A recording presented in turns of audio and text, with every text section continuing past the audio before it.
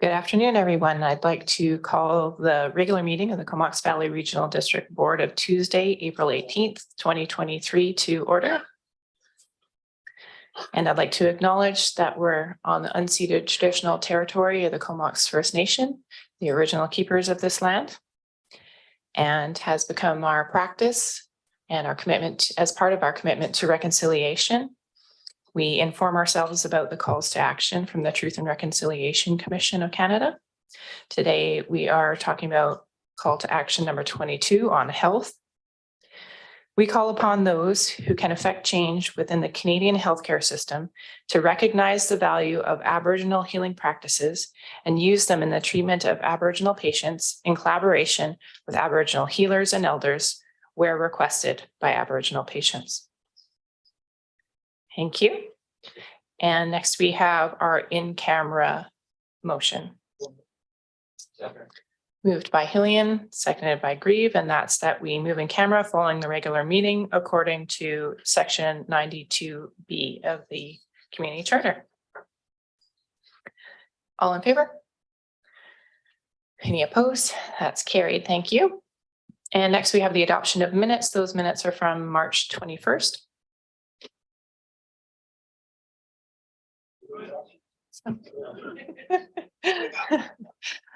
Grieve and Hillian, thank you.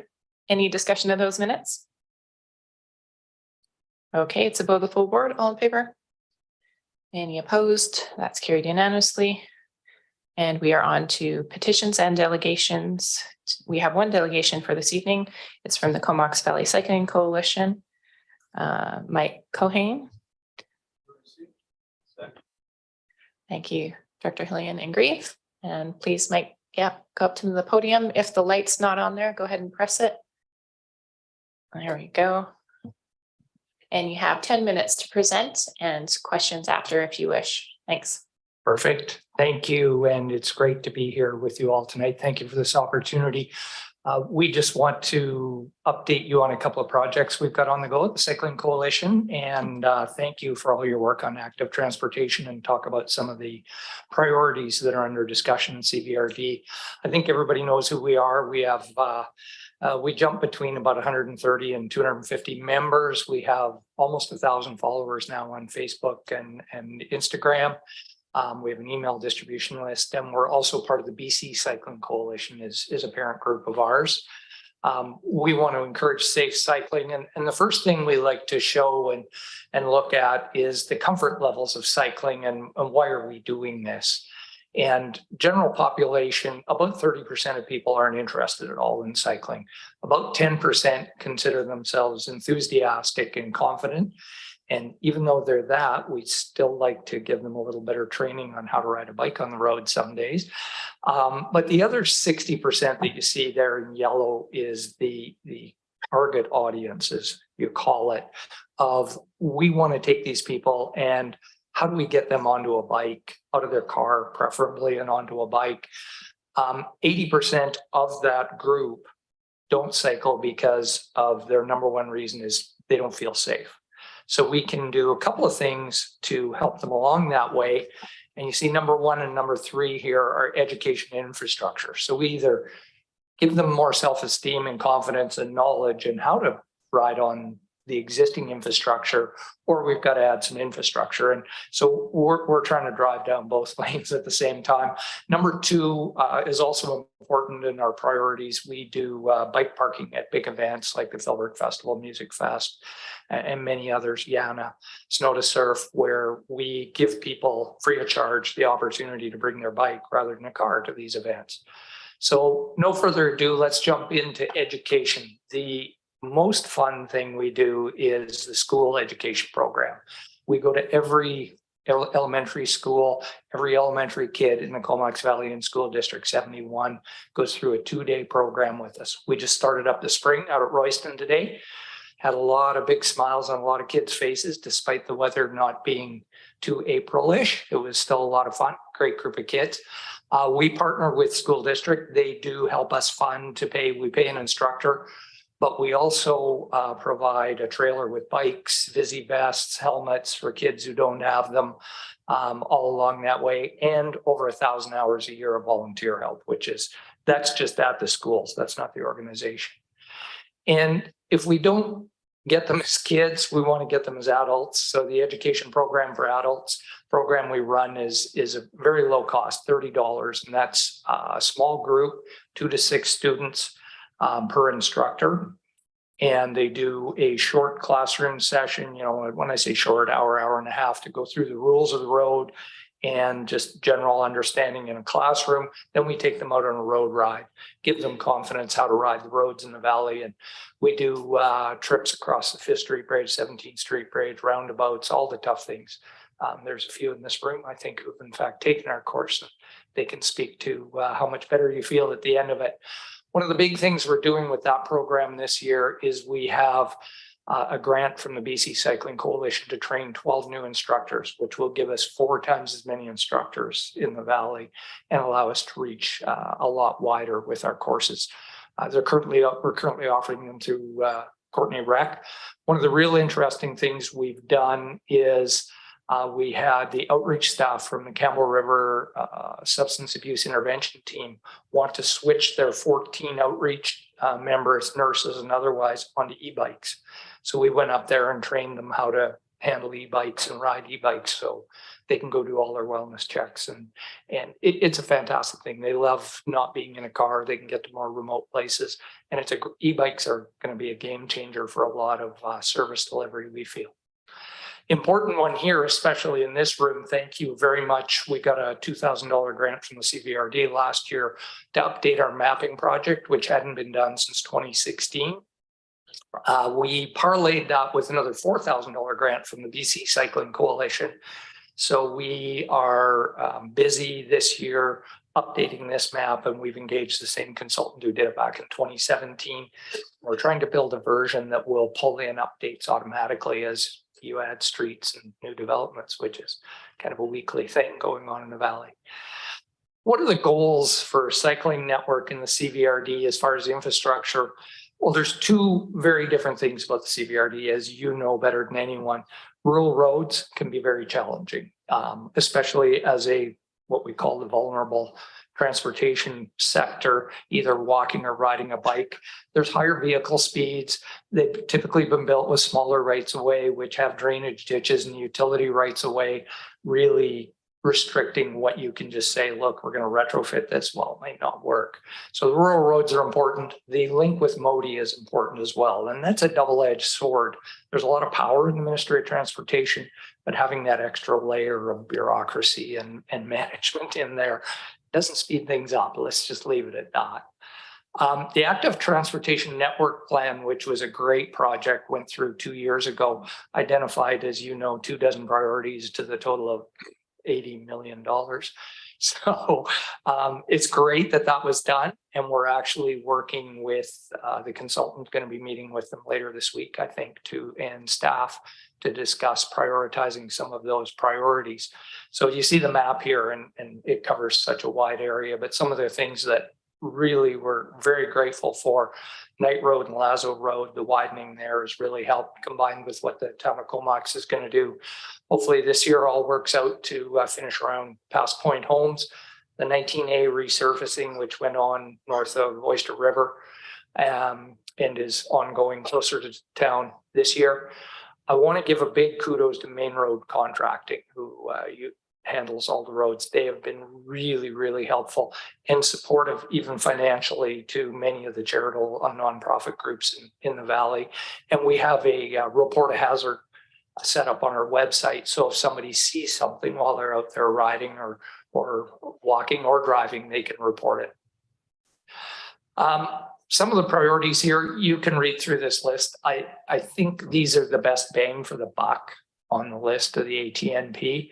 Adian's condensery, of course, is one that I don't know. I probably get as many emails as you do about the dangerous situation in condensery, and we fully understand the reconciliation issues that are going on there and ongoing, and hopefully we can get something done. Cumberland has really come to light, really pushing for a connector between Cumberland on the Parkway, Cumberland Road, and Royston Road. Being out in Royston today, I have new enlightenment as to why not more kids more kids don't ride to school out there. That brings us to the Island Rail Corridor opportunity, which I know is also on your agenda for later. And with rail looking more and more like a hope and less like a likelihood, we certainly hope that some money can be put towards finding out what we know we don't know. And we don't know, as far as we understand, do any lands within CVRD have a reversion on them if the rail it has the final stake put through it? And secondly, what's the difference in cost and what are some of the detailed problems in running a trail either beside the rail or on the rail? There are 11 bridges of the 48 bridges on this railway. 11 of them are in CVRD, 1,600 feet of total span, which is huge. So if you're not going to give up the railway to put a active transportation trail on it, you've got to somehow sideswipe that and go around it, which is significant in CVRD.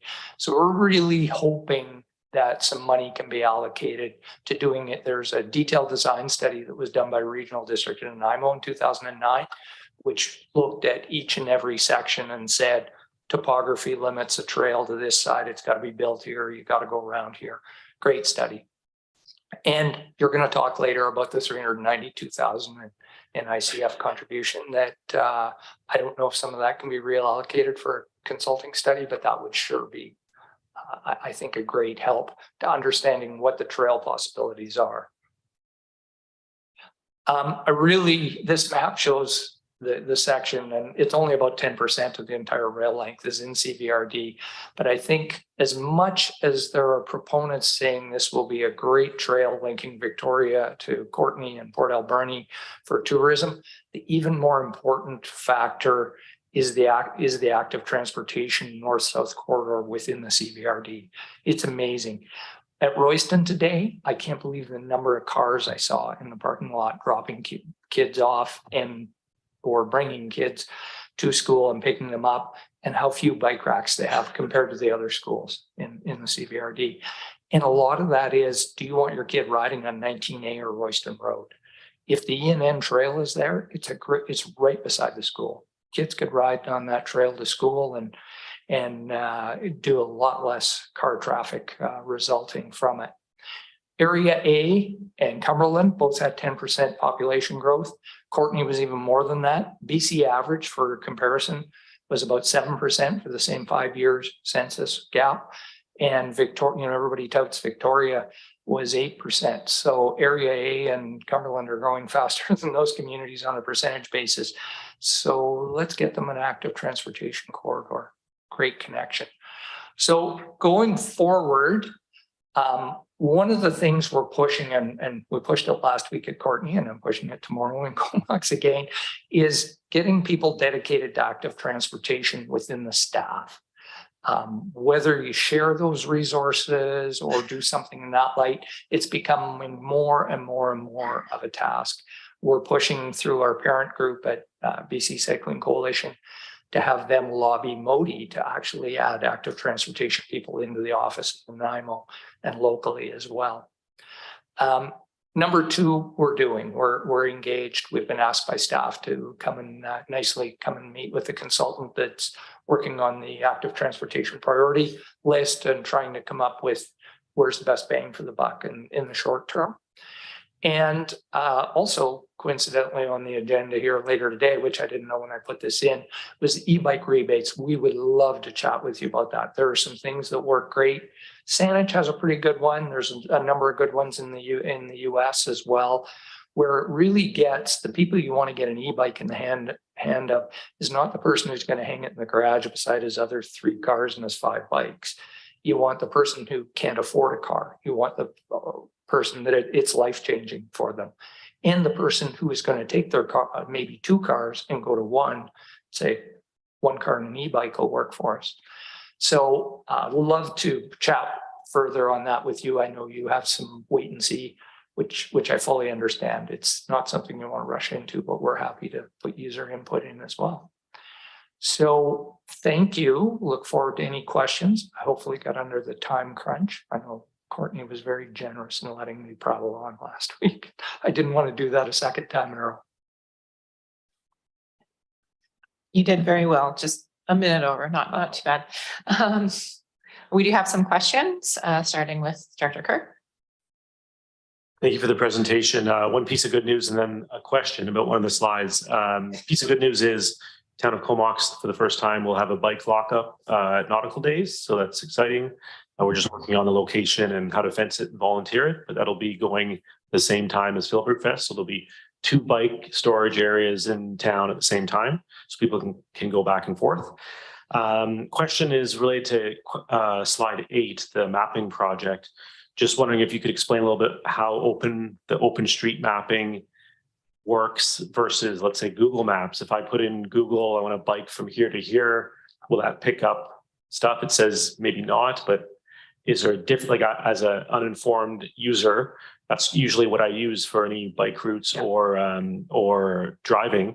For biking, should I be using a different app, and how would we communicate that with our residents? Thanks.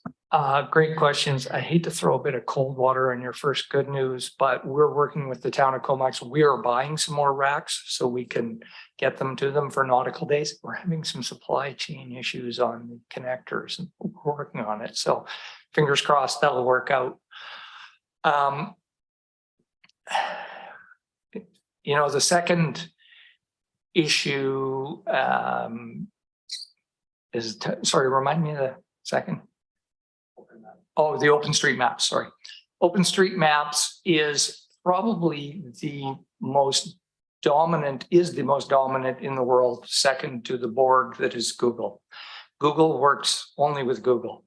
Even as a municipality, it is difficult to input your updated streets to Google. They get it. They will do it when they want to get to it. OpenStreetMaps, on the other hand, is exactly that. It's open. And you can go in and change things and add, as a municipality, you can add things. The bad news is somebody can go in and override those changes. So people don't usually do that for streets when you're putting them in, but bike lanes, people will, they have been missed. And the first thing we're doing is we're going into OpenStreetMaps with a large number of volunteers to make sure it reflects the things that are in place in the various, throughout the CVRD.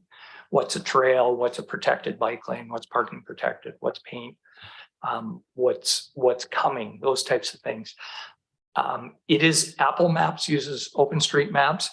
Everybody but Google, essentially, I would say over 90% of all the other maps use OpenStreetMaps. And there's actually one called OpenCycle Maps that is a specialized map of that. Trailforks pulls from them, all the Commute, there's a bunch of other hiking and biking apps. Anything you use other than Google, sadly, will pull from the OpenStreetMaps. So when we looked at pulling from Google, but you can't do it. You're just stuck. Hope that helps. Next, we have Director Grave. Thank you very much. And thanks, Mike. Funny thing, last week I ran into Ed from at the post office. Oh, yeah. And of course, we go way back to Cycling Coalition back in 2008 and 9. And he was just mentioning, he looks great, by the way, probably because he cycles. It's the biking. But yeah, he was mentioning all the changes and how far we've really come. And, sometimes when you're in this position in governance, you feel like you just aren't moving fast enough. You just can't go ahead, right? But when you stop and have somebody say, well, actually, this is all, we've accomplished a lot. I'm still hopeful because you did touch upon it in your presentation about the Ministry of Transport. And how out in the rural areas, we just absolutely run into a brick wall. Like you say, the ROWs are very narrow, like Condensary Road was designed back when it was, 2 horse and buggies could maybe pass each other and that was about it. So my concern, especially now bringing on e-bikes, and don't get me wrong, I think e-bikes are fantastic, but I guess everybody's had that experience where you come around a corner and there's cyclists and you really can't see around that corner. And you basically have to slow right down until you get to the line of sight where you can see what's coming, and then you pull out and pass them.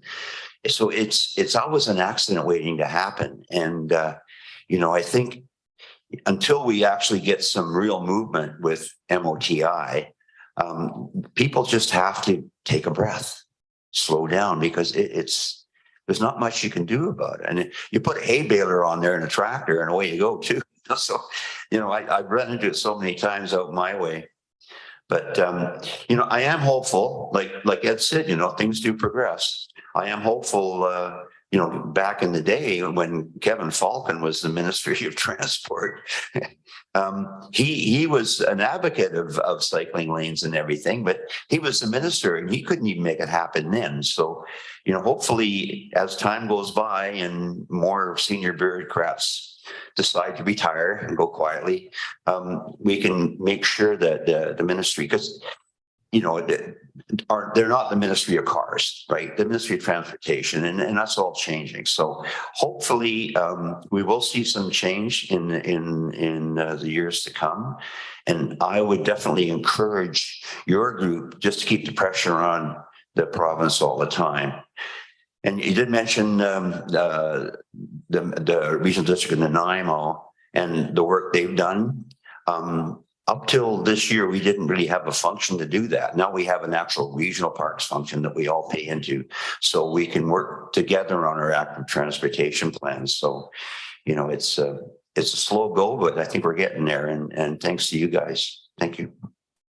Well, thank you. All great comments. I will say, talking to a consultant who does work all through BC and into Alberta as well, that this is one of the leading places in BC as far as active transportation. And that says a lot to the governance here, Courtenay, Comox, Cumberland, all the way around. It's very well supported here. And you don't put your feet up and wait for it to happen. You get projects ready and designed and, oh, look, there's a grant, let's go. Other municipalities haven't done that as well. So congrats. Thanks. Next, we have Director Hardy. Thanks. During my door knocking in September and October, I found a lot of folks that were quite interested in having some type of a bikeway going from Seal Bay Park along Anderton right into Comox Ave in Comox. So I noticed, I saw in your areas of interest that that one particular roadway wasn't made mention of. So I was just kind of wondering what your thoughts were on that, because I probably banged on close to 3,000 plus doors. And that was a common theme that I heard was, how do we get from Seal Bay Park right into the heart of Comox in a safe manner? I think the only reason it's not on that list is the size and cost of the project. We tried to pick low-hanging, cheaper fruit, but yes, Bates Road all the way through down to Anderton. And there was a real miss when Anderton was redone out towards the ferry, from Ryan Road out to the ferry, not to put in a proper consistent shoulder. And consistent is what you need. You need predictability for someone on a bike so that the car knows where they're going to go. You can't have them, if they're weaving in and out, the car doesn't know and can't really avoid them at times. So that definitely is high on our list. We pounded our fist on the table for it to be in the ATNP. And the only reason it wasn't on that short list, frankly, is because of the big dollars that are attached with doing that whole length. But we'd love to see a safe route to that ferry. We think it's key, and beyond to Seal Bay. Thank you. Next, we have Director Hillian. Thank you, Chair.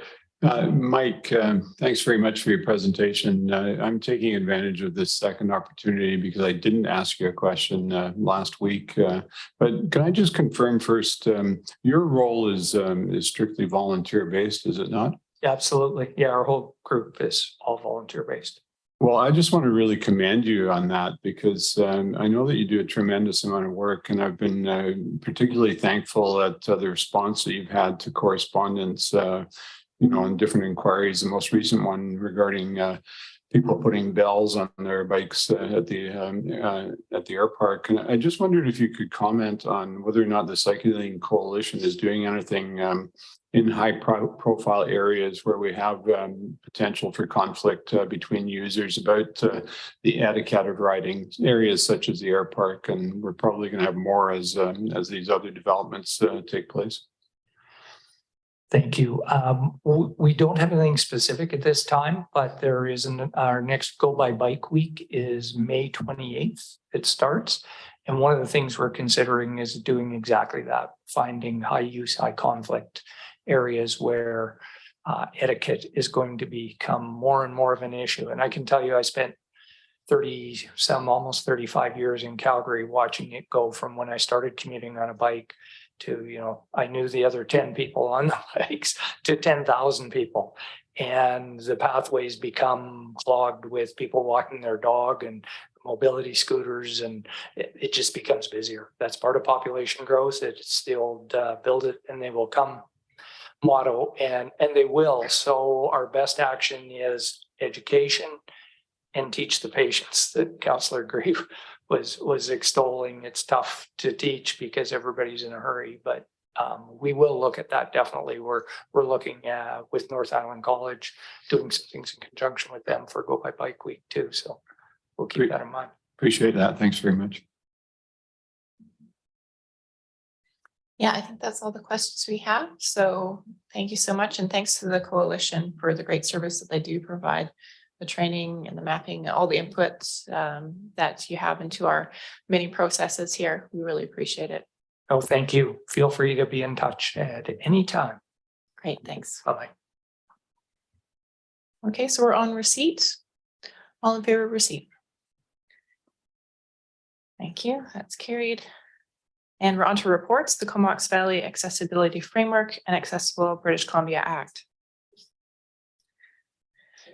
Moved by McCollum, seconded by Grant, and over to staff. Thank you, Madam Chair, and good evening, directors. I'm pleased to invite and recognize that Betty Tate and Christopher Bate from the Comox Valley Accessibility Committee and Social Planning Society are in the audience here and may help with some of the questions if there is any in the dialogue that follows my very brief presentation. As the staff report notes, the provincial legislation, the Accessible BC Act, has been introduced, and it obligates local governments to establish an accessibility committee, develop an accessibility plan, and enable for public feedback in fairly short order. September is the deadline for local governments, and that's all local governments, municipalities, and regional districts. There is opportunity for a collaborative approach, and so staff from the CVRD have been working fairly extensively with staff from Village of Cumberland, Town of Comox, and the City of Courtenay, as well as Betty and Christopher from the Social Planning Society, to come up with a collaborative approach that would respond to this legislation while engaging with the existing accessibility committees in the Valley. I think there was a joint understanding that there's not a desire to establish new individual committees for every jurisdiction. There's a lot of good work already being done by the existing committees, and so let's work with them. The approach that we're proposing here is that a framework would be developed collectively with municipalities, ourselves, and the Accessibility Committee. That framework would be a high-level document with shared principles, and then from that, as a second step, each individual jurisdiction can undertake assessments or audits or whatever the exercise is, to then develop action plans to actually look to invest in infrastructure or other programs that would reduce barriers for accessing services, local government services. So the recommendation here is that we would enter into the agreement, which is an attachment to the staff report, and that we would then work together to develop the framework. Happy to take any questions you might have. Thanks, James. We do have a question from Director Hillian. Go ahead. It's not a question, Chair, but thank you anyway. I just want to express my pleasure that this development has taken place. I know that we worked hard during the last term to establish a working relationship between the Social Planning Society and the Accessibility Committee and the Regional District. And we were successful in doing that, and thus we're well placed to respond to this ask on behalf of the province, and I couldn't be more pleased to see this come forward. Thanks very much. Thank you. Next, we have Director McCollum. Thanks, Chair. Yeah, just a question about like going forward as we move to having this as a regular process and it begins to integrate into our regular processes.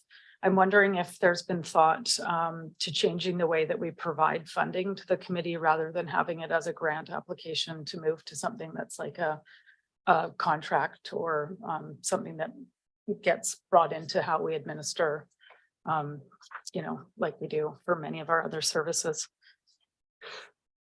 Thanks for that. The agreement that is attached to the staff report, that's the first time that we have looked to an agreement with the Social Planning Society. And so it starts to formulate some of those obligations and roles and responsibilities. And it really is specific around this new legislation and the response to it. And I think that the agreement is for a term to I believe it's to the end of 2023, given that that is what the board is committed funding to through its budget process. But the intent, I believe, there would be a carrying on effort after the framework's in place and to encourage further collaborative work with the accessibility committee. So it wouldn't be seen so much as a grant as more of a contracted relationship, I think.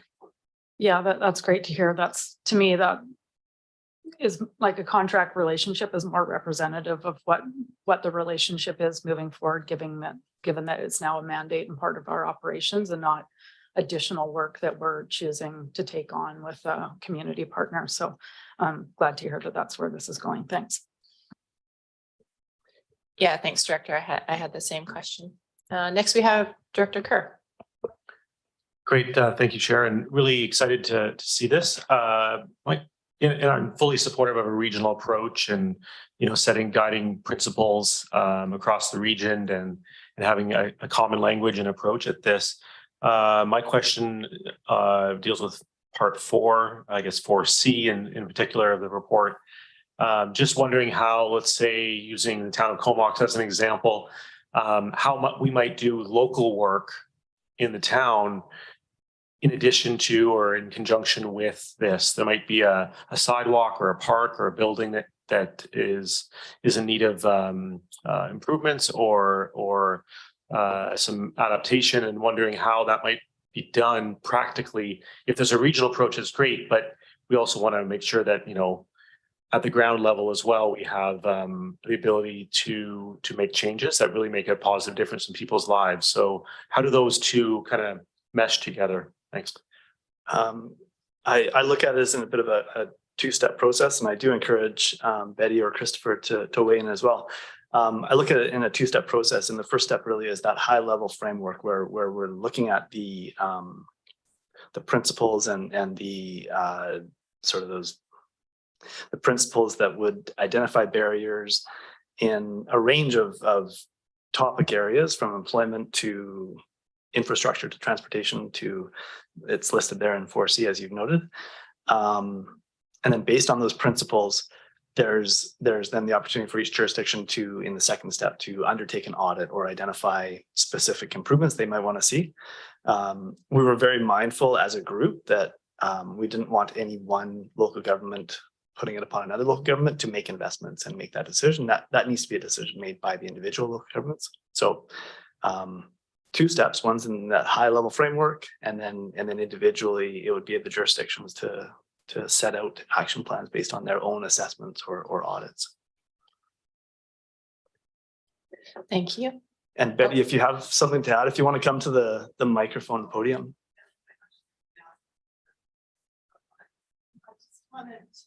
And if you just press the button on the mic there.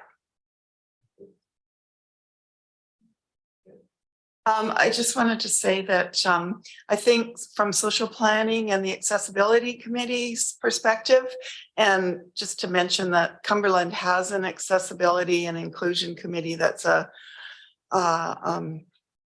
attached to their local government. Really, it's a committee of the government, but we intersect there too. We have cross representation, but we're seeing this as a long-term thing in the community, and that this is setting the framework that's common to everyone.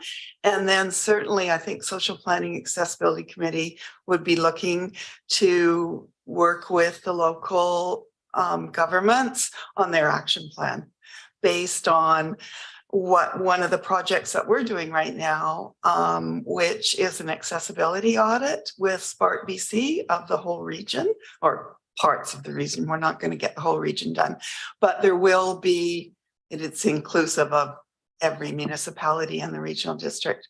So there'll be some direction too for that. So that's sort of down the line. And I just thought I'd let Chris speak a little bit to the accessibility audit, because I think that really does feed into the action plans that you're talking about. Yeah, thank you, Director Kerr.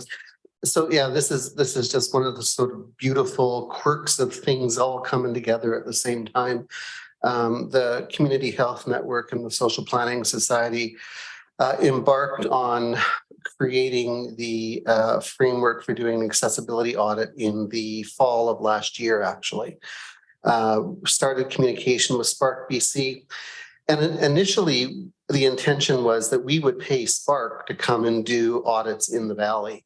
And Spark BC is an amazing organization. I wish we actually had a little branch of their offices here in the Valley. They came back and said, how about you keep your money and we'll help you do audits in your community.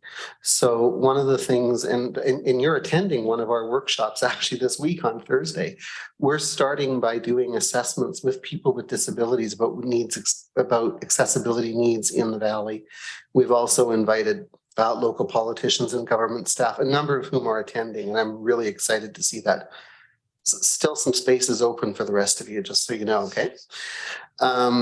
So in a sense, we're creating a bit of an audit already. Obviously, we're going to have to start with public buildings and public places like parks and roadways. We're doing some work with the city of Courtenay through their own Plan H grant. And we actually are even making plans to approach private businesses to allow audits to be done in privately owned businesses that are very public places, like malls, for example. So a lot of the framework's already being done by us and will be available to anybody who wants to access it. Further to that, the Accessibility Committee for years has done work with the regional district and the city of Courtenay in particular, some with the city of, or the village of Cumberland and the town of Comox. But as recently as last October, we had accessibility committee members with CBRD staff auditing the Copeland Loop at Seal Bay Park. So the accessibility committee has been doing this for years. There's multiple examples of where they've helped out the public service in doing audits, and certainly that committee is willing to continue doing that. Thanks. That's great. Can you just stay for one more question just in case? Thank you so much. Director Moore, go ahead. Actually, it wasn't a question. It was going to be to plug the accessibility audit. So maybe I'll just provide some more detail. The dates: Thursday, April 20th, 10:30 to 12:15, Friday, April 21st, 10:30 to 12:15, Saturday, April 22nd, 10:30 to 12:15. So yeah, that's what I had planned to do, was just to plug those and make sure folks know about it. Thanks. And sorry, can I add the two? There's two in the afternoons, Thursday and Friday afternoons from 1:15 to 3. Sorry, I was okay. Reading too quickly. Thanks. No, that's okay.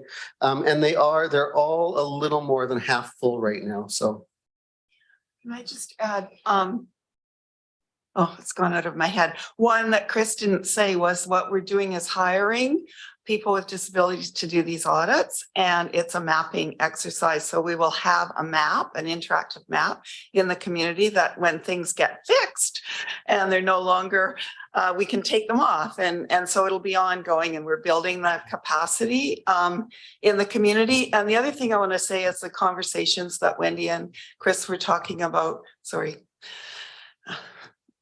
Wendy, I can't call you anything else, sorry. part of what Accessible BC Act is looking for is community engagement in this framework. So we were already going to be doing this. It will be community engagement, and that will be available for feeding into the framework as it's. So there's some of that beyond the accessibility committee that will be available for into the framework that'll be ready before September. So that's kind of a.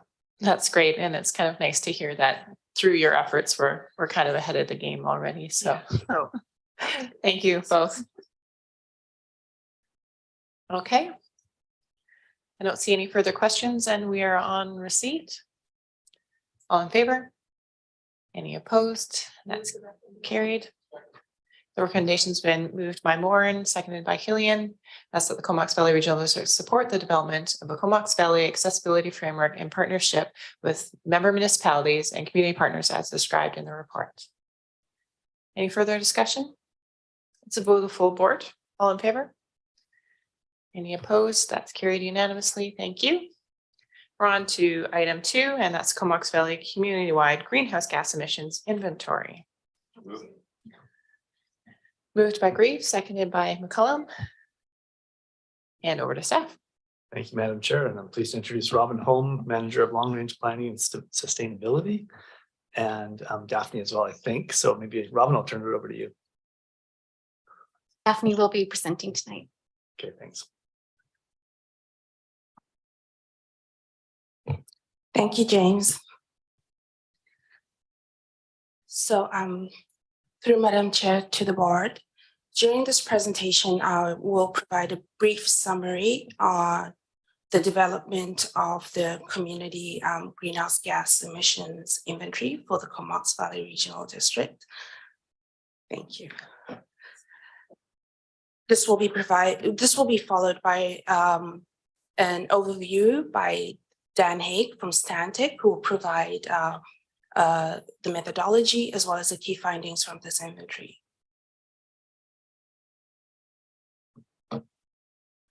So last year in May, staff presented the electoral area greenhouse gas emissions inventory. Following this presentation, the board directed staff to include the emissions from the member municipalities. And following that recommendation, Stantec was retained to provide the support in the development of a broader inventory that would include these emissions from the member municipalities. Furthermore, to present a report that would be easily replicated for future monitoring, and that would also allow for the ability to aggregate and disaggregate emissions by the various jurisdictions. The member municipalities were engaged throughout this process for data collection, as well as validating this data. Internal engagement also included CVRD departments that included waste, solid waste, and wastewater. External engagement included the province, stakeholders, and the various sectors that were identified. During this process, we identified the need to refine the electoral area greenhouse gas emissions inventory. So that refinement was required in order to provide clear, transparent, and consistent reporting. So, and also for improved accuracy. So for the consistency component, we required consistency for comparison of the various jurisdiction emissions, as well as comparing the jurisdictions over their reporting years. The transparency was required to provide clarity on the methodology that was used. Furthermore, the raw data, the activity data, as well as the steps that were taken in calculating the emissions from the raw data. So with these refinements and updates, we now have the ability to compare these findings and for the consistent replication of this inventory for future reporting. The inventory attachments include a methodology report for the entire CVRD for the year 2021. The second report provides a profile of the emissions from the various municipalities. This reporting is available for 2018 and 2021, and this will provide for trend analysis. For example, the 2 years show that there has been a decrease in community-wide greenhouse gas emissions from 2018 by 1.8%.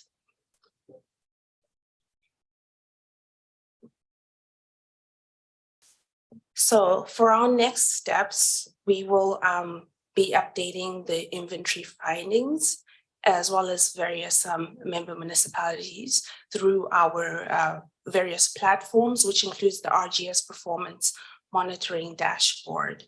The Village of Cumberland will also be including the findings for Cumberland in their OCP review. The development of this inventory also aligns with the requirements for the local government climate action program for the member municipalities as well as for the electoral areas. Future reporting will be conducted for the year 2024, and this is aligning with our best practices for inventory updates every 3 years. So staff are recommending the development of the scoping of a regional climate action strategy. A climate action strategy is crucial to address the calls for deep, rapid, and immediate actions to cut greenhouse gas emissions and to meet greenhouse gas targets.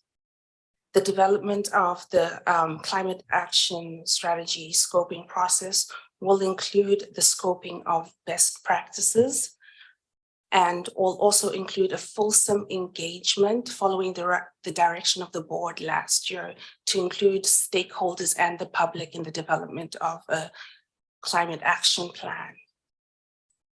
I will now pass it over to Dan Haig, who will provide an overview of the inventory.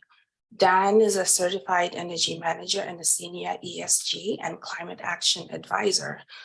He has specialized expertise in climate change mitigation and adaptation, and he has worked on over 200 greenhouse gas emission related inventories. Thank you. Thanks, Daphne. I assume everyone can hear me. Will my slides come up?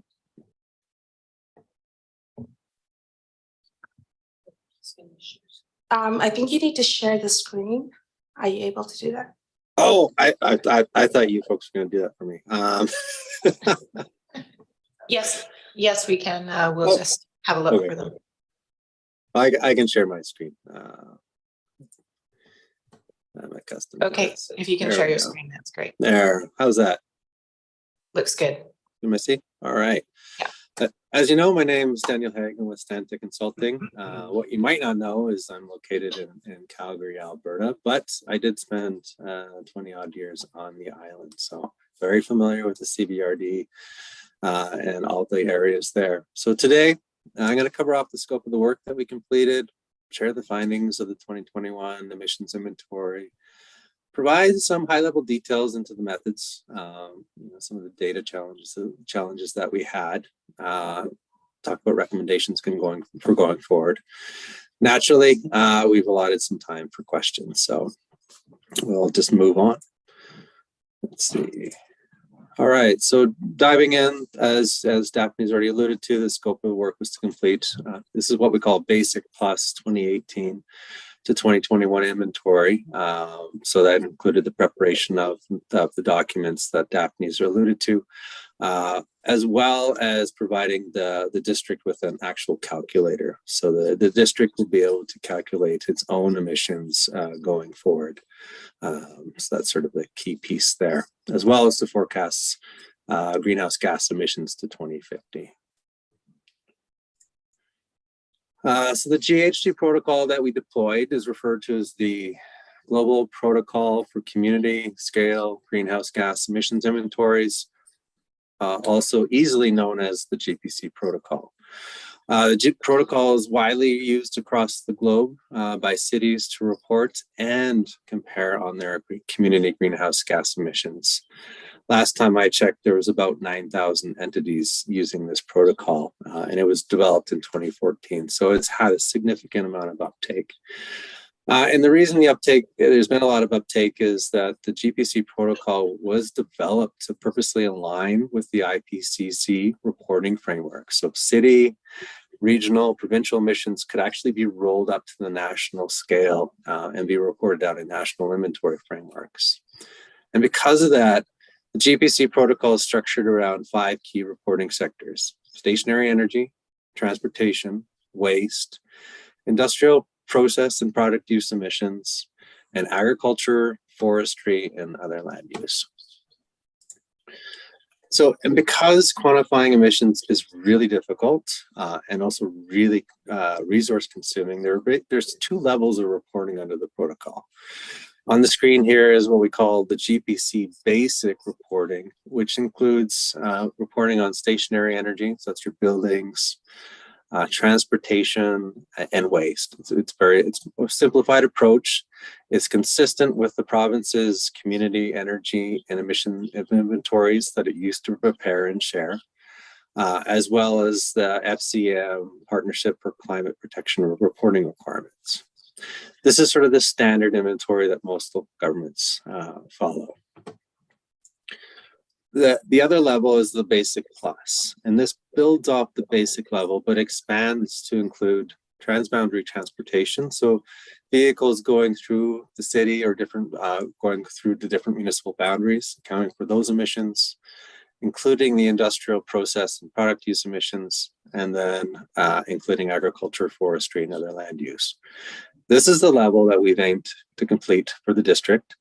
There are many nuances in this protocol as to where things were reported. And if you've sort of gone through the methodology document, you might be kind of flagging certain things like that. And I'm happy to answer those questions later on. And if there's still questions, I always point folks to going to the protocol. So that's sort of it on the protocol. What I'm going to do here is present on the overall findings at the district level, and then really spend some time on the source categories. So 2021 inventory results, if we include the agriculture, forestry, and other land use, or just land use emission sequestration, the district's overall emissions were almost 150,000 tons. If we exclude the land use emissions, the district's emissions for 2021 are about 434,000. When we compare 2018 to 21, as Daphne's already alluded to, we saw the region's absolute greenhouse gas emissions decrease about 1.8%. On a per person basis, the region's greenhouse gas emissions declined about 6.1%. This is not a normal thing that we see in community inventories, unless your community is losing its population. Communities are typically growing. We expect to see the emissions grow. And I'll actually talk about why that is the case here. When we look at comparing sort of apples to apples with other local governments or regional governments, in this case, we find that the CVRD has a similar profile to other regional districts. So the CVRD has a 5.8 tons of CO2 per person. The CRD is a little lower at 4.2. Very similar to the regional district in Nanaimo and Metro Vancouver. So it's a good benchmarking exercise as to how well we're doing against other regional governments. So this slide shows the 2018 and 2021 emissions comparison. The profiles look very similar. There's small fluctuations in the GHG sources between the 2 reporting years, especially around transportation and buildings. But there's that sort of noted decline in emissions. And typically, this is what we see with greenhouse gas emissions inventories, is that you can't really tell why there's a change. So often you need to look at what's behind that, and that's the energy consumption. And these charts show us that the energy use has increased in buildings by about 3% and declined about 1% in transportation. Normally, we expect to see an increase in greenhouse gas emissions overall because energy use in buildings went up. But in this case, the BC hydro emissions factor declined over 60% between 2018 and 2021. So we see an increase in energy use in buildings, but the decline, the greenhouse gas emissions decline is a result of an emission factor change. The decline in transportation energy is largely related to a decline in the annual distance that people are driving, which we've attributed to changes that really as a result of the COVID lockdowns. So we're seeing a sort of national people are driving less annually. So that's the high level stuff. I'm going to spend some time looking at each of the 5 sectors. And if you recall, the 5 sectors are stationary energy, transportation, waste, industrial product and process use emissions, and agriculture, forestry, and other land use. So stationary energy, that was the second largest contributor to the CBRD's greenhouse gas emissions inventory. In 2021, stationary energy contributed about 28% of the community's greenhouse gas emissions. And stationary energy emissions are the result of using heat and energy to fuels and electricity to heat and cool residential, commercial, and industrial buildings, energy to run manufacturing processes, as well as activities like mowing lawns and using equipment, as well as fugitive emissions from natural gas pipelines and that sort of thing. So that's what's contributing to the stationary energy. As you can see in the chart, what's interesting here is that the largest contributors of emissions to stationary energy is natural gas use in heating oil. And these account for about 75% of stationary energy emissions. So if you're thinking about community emissions and reducing them, you're not going to focus on, improving efficiency in electricity. You're going to focus on heating oil and natural gas consumption. Other sources that contributed to stationary energy included wood, so wood combustion in your fireplace, propane, and obviously electricity. And they accounted for about 25%. Some key considerations with respect to these sources in the inventory. The 2021 natural gas and electricity data that was provided to the CBRD from the province is in draft form, and it might change. Now, it's not going to change significantly or what we refer to as a material change, but that's just something to know.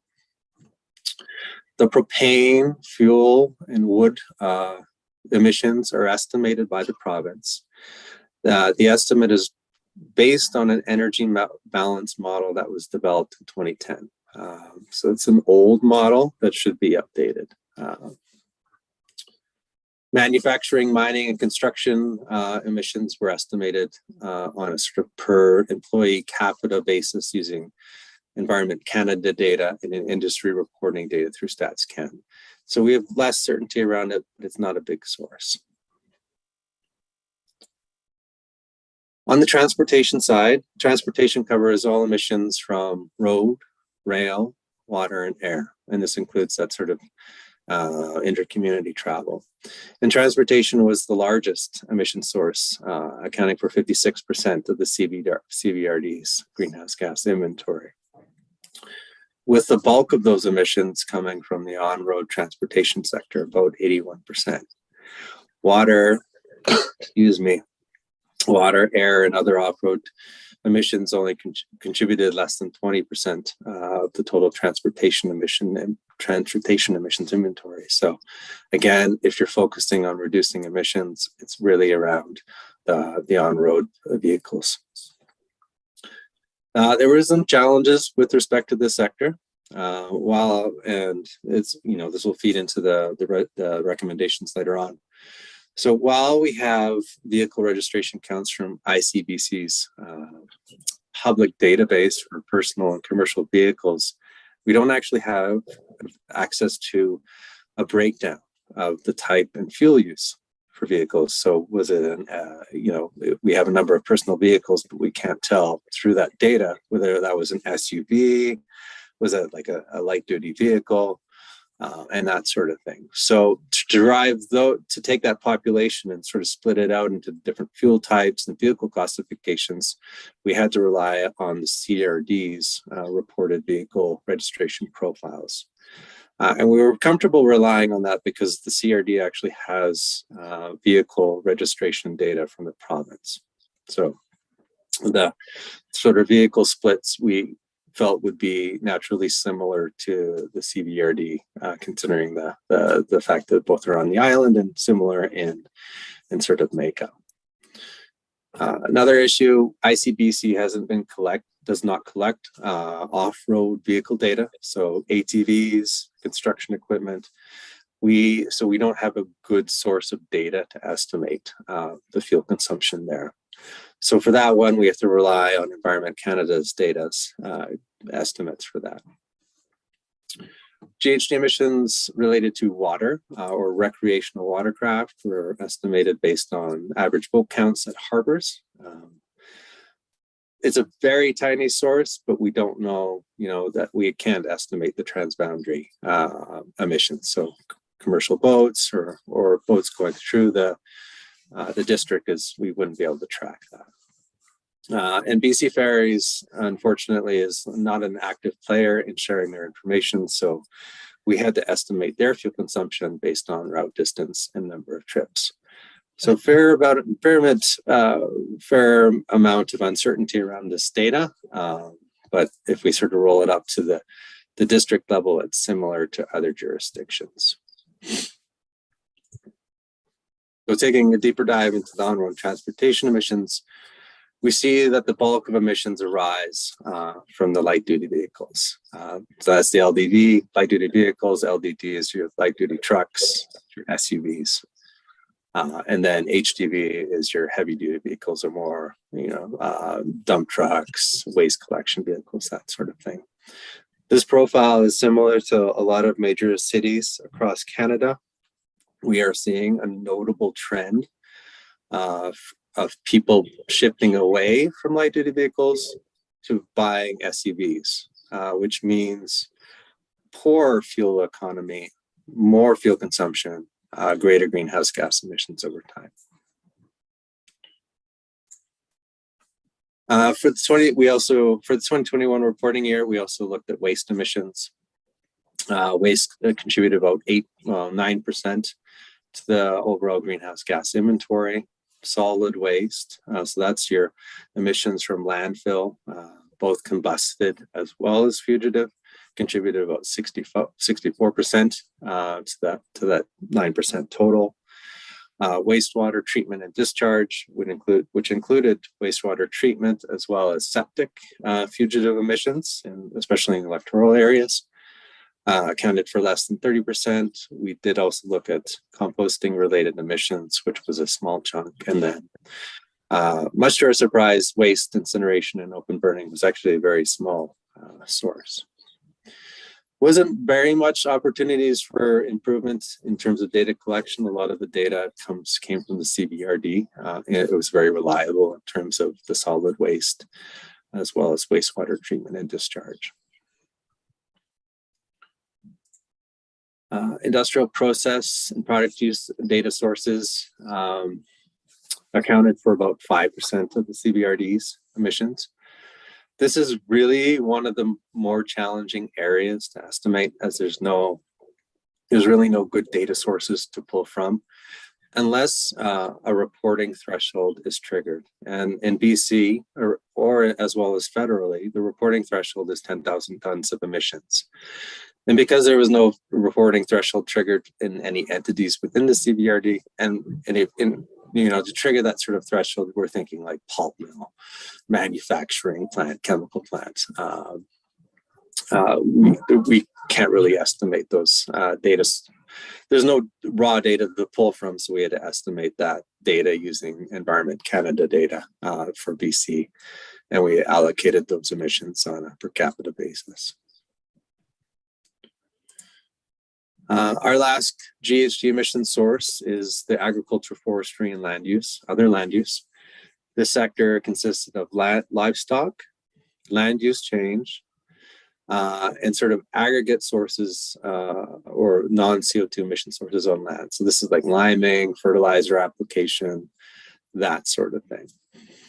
If we account for land use change, the emissions inventory declines by about 66%, as the CVRD has a mass area of forests, wetlands, and grasslands, all sequestering and storing carbon over time. Livestock and other land use sources only accounted for less than 2% of the overall emissions inventory. And these were estimated using agricultural census data, so animal counts and reported land in agriculture. Oops, let's go back. As you will have noted in the report, the CVRD is excluding land use from the total emissions amount until the data can be further refined.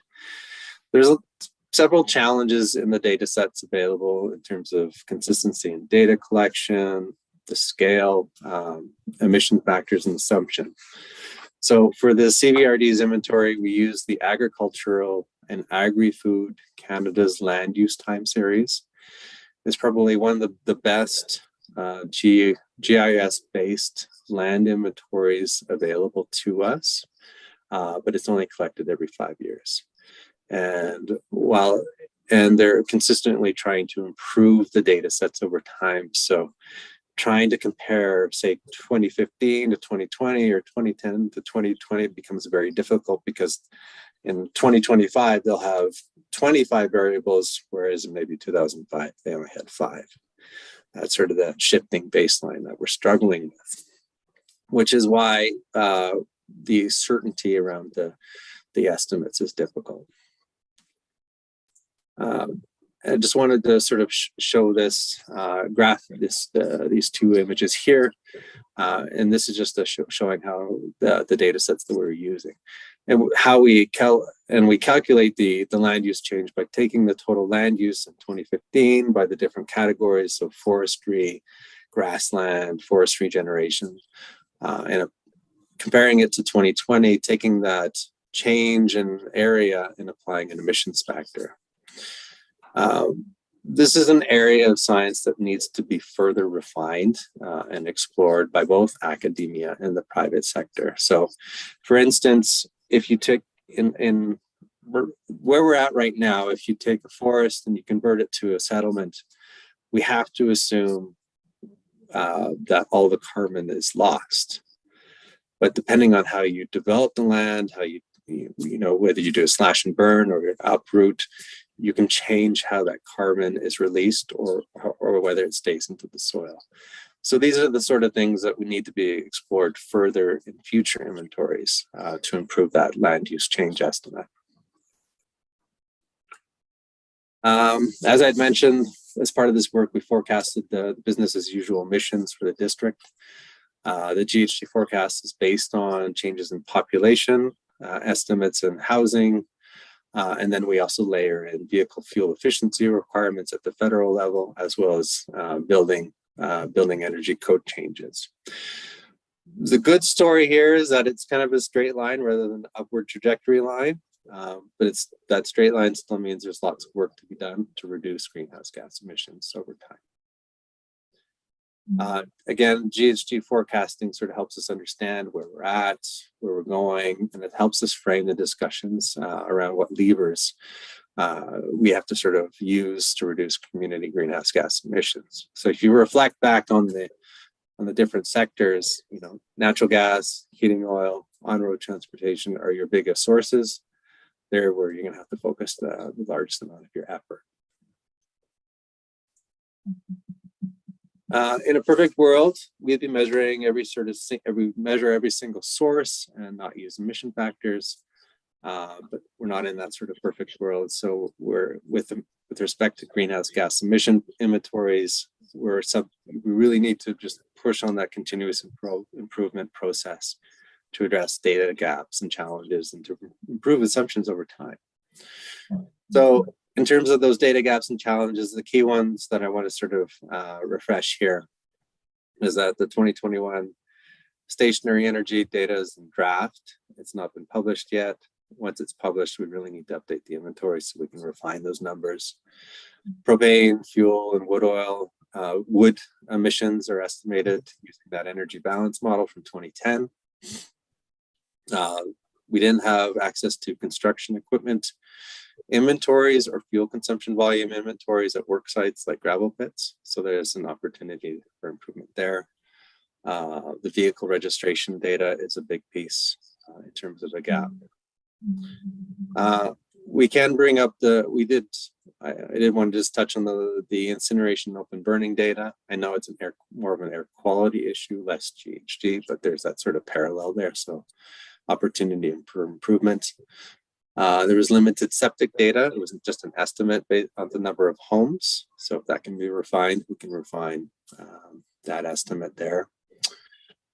Industrial process and product use data, that's something that the federal government and the BC government will need to improve on in terms of data collection before we can move forward there. And then again, really improving the land use data.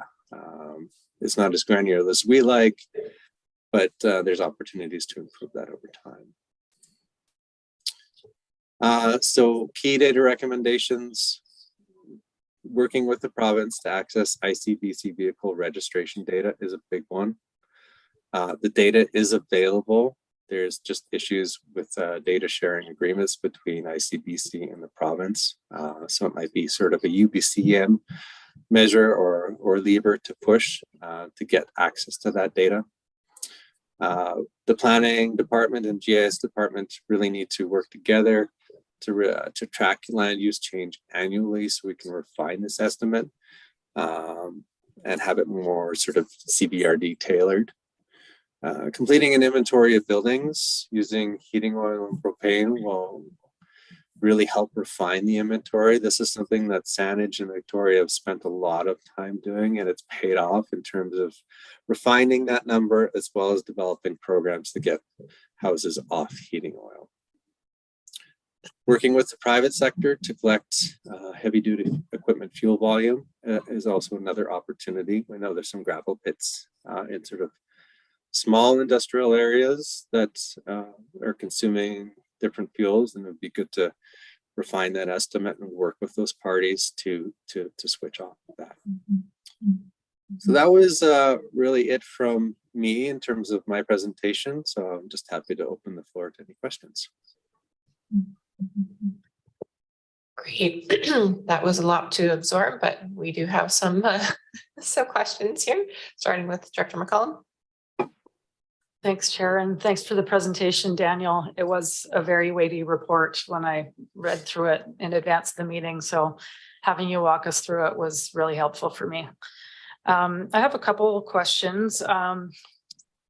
First of all, I wanted to get a better understanding of the GHGs that we calculate from solid waste, and just because our solid waste service is in the midst of entering into a contract in which we will not be burning off our captured methane, but selling it to Fortis for refinement.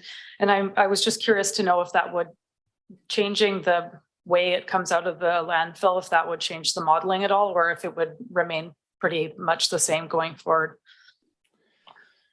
It remain pretty much the same going forward because rather than flaring your landfill gas, you'll be refining it, turning it in RNG and sort of selling it to Fortis. So you'll still have the fugitive emissions resulting from the landfill, and that's really what we're capturing. Okay, yeah, that's helpful. I had a suspicion that that might be the case, but I wanted to understand better. The other question I had was just around how clear we are on the data around fuel switching when it comes to home heating. Like our region has been really proactive in encouraging homeowners to switch from natural gas to heat pumps or wood stoves to heat pumps. And that program has had a lot of success. And I'm curious as to whether or not it's difficult to track. I mean, there's no building permits. It's hard to get granular with that information. And I'm curious if there is an opportunity to actually get data from Fortis as to how much natural gas is sold in a region rather than trying to break it down to households and heating sources. And just if you have any commentary on that. The natural gas data comes from Fortis and goes to the province. So it is with the natural gas consumption volume is within the district itself. They don't disaggregate it beyond residential and commercial though. Okay, So- that's good. I think I misunderstood that from the presentation. That sounds like it's a pretty dependable number then if it's coming from the source. Yeah, electricity and natural gas are you know, we have a high confidence in the data. It's the heating oil and propane and wood consumption that there's a lot of uncertainty around. Okay, that's good to hear. Could I ask another, or did you? There's two other ways, but go ahead. Okay, it's more a comment. I just want to agree with your assertion that we need the data from ICBC. I appreciate that we're able to kind of maybe overlay the capital regional district's vehicle breakdown, but our area has a lot of full-size pickup trucks on the road. I've had people comment that there's more pickup trucks on the road here than there are in Calgary. So, and I don't think that's the case on the south. Someone from Calgary said that to me recently, actually. I'm not making that up.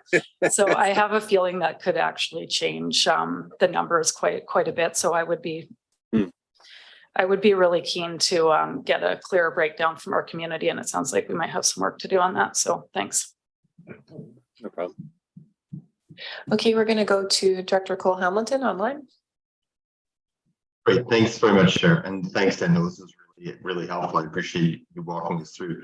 I had a couple of questions, and I had a similar question, first of all, to Director McCollum in terms of the CRD and the applicability. And the CRD has 3 electoral areas, as do we, but they have a total population of 400,000, so roughly a third of.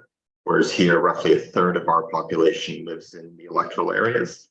So this is kind of rural, urban, as well as I think even for urban people within our community, I think a greater preference for large vehicles, as Director McCollum was just stating. So I'm wondering if perhaps there's a better comparator available somewhere in the province, a regional district which has more of a sort of 1/3 rural, 2/3 urban, not less of a big city feel. And I appreciate you trying to line up island to island, and I see some logic to that, but perhaps there's another region of the province, another RD that could be used.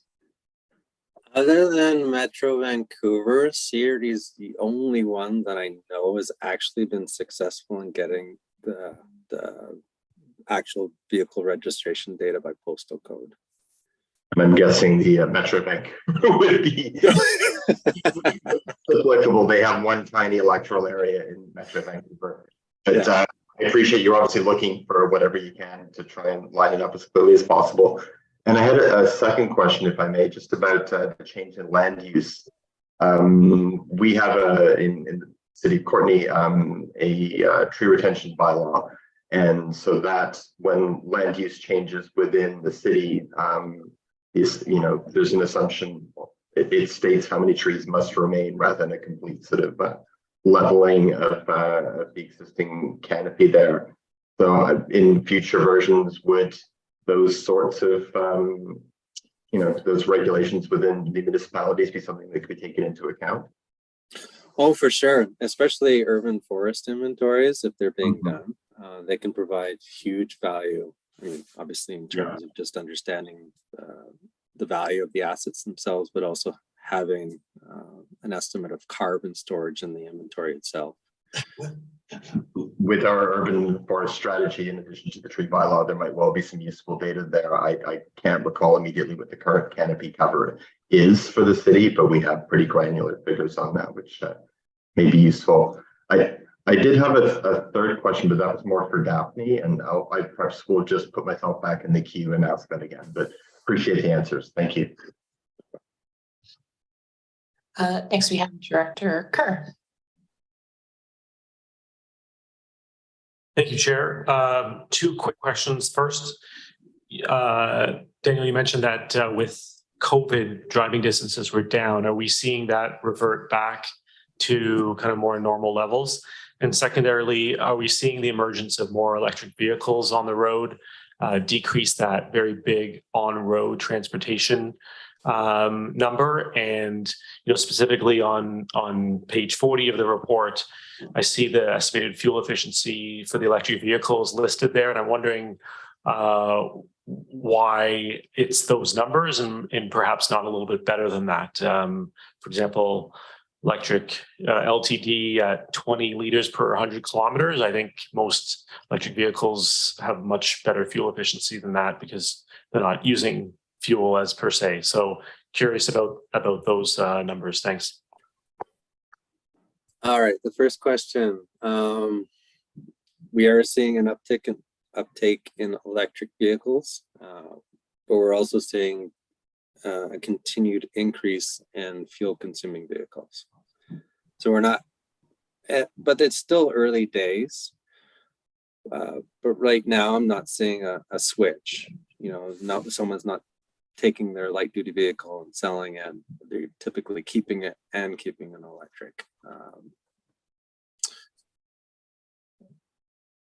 With respect to the fuel consumption, we just rely on what the NRCan has, and we sort of derive an average from that. So it's uber conservative in terms of consumption.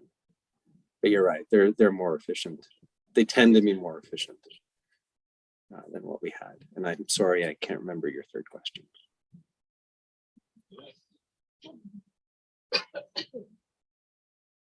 So just in a post-COVID world, are we seeing a reversion back to pre-COVID driving distances, or is it kind of staying lower because of lack of commuting to work and more in-home work? Thanks. Yeah, we did see that dip because of COVID, but we're also watching it increase. It hasn't come back to say 2019 levels yet, but pessimistically, I expect it to come back right up. Okay, next we have Dr. Hillian. Thanks, Chair. Daniel, I'm wondering if you could put the 1.8% reduction figure into some kind of context for me. On the surface, over a 3-year period, it seems not very significant. It's not significant. And as I said earlier, it's the reverse of what we typically see in communities, because communities are growing. There's more people, more houses, more cars. That reduction, I think, is really boils down to a change in the electricity emission factors between 2018 for 2021, and people driving less kilometers annually. But I'd say when we come back to say the 2024 inventory, if there's sort of no action at the province level, at the district level, at the city level, we'll probably see that those numbers just increase. Right, and Director McCollum referenced the increasing numbers of people who are switching to heat pumps. But my understanding is that despite that optimistic uptake province-wide, that the number of new natural gas connections per month significantly outnumbers it. Any comment on that? I've heard anecdotally that the number of natural gas connections has increased, has been consistently increasing over the years. What I suspect we're seeing is that new builds are using natural gas where they can heat, and people are switching heating oil to the heat pump because there's a significant economic gain. Right. So it would take a significant step at the regulatory level to change that. And that's something that a provincial government's unlikely to make, given our dependence on natural gas for revenues and our attachment to that industry. That's my editorial comment, I suppose. In full disclosure, I have natural gas. Hopefully I'll be able to convert to a heat pump in the next couple of years. But overall, this sounds like we've really got our work cut out for us. Thanks very much. Oh, my other question was whether or not you can comment. I don't know if you're aware of Courtney's official community plan, but if you are, you'll know there's some discrepancies in the accounting, and I wondered if you had any comment in relation to that.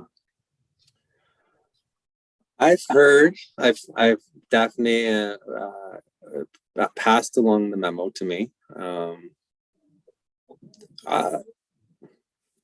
Trying to think of the best way to comment. There's a joke. I'm an accountant by training, and there's a joke in tax accountants. And the joke goes, if you don't like what the numbers your tax accountant gives you, go find another tax accountant. GHT accounting is kind of similar in the same fashion, in that we have a protocol, but it's wide open to interpretation. We have emission factors from different databases that you can use. You can use provincially derived ones or Environment Canada derived ones at the federal level. And then methodology. You can sort of decide to quantify, say, transportation emissions one way versus another way. You can model your landfill one way versus another way. Is always going to result in different numbers. So without seeing the other consultants' inventory to go, well, this is why there's differences between ours and theirs, I can't broadly comment to the specifics of it.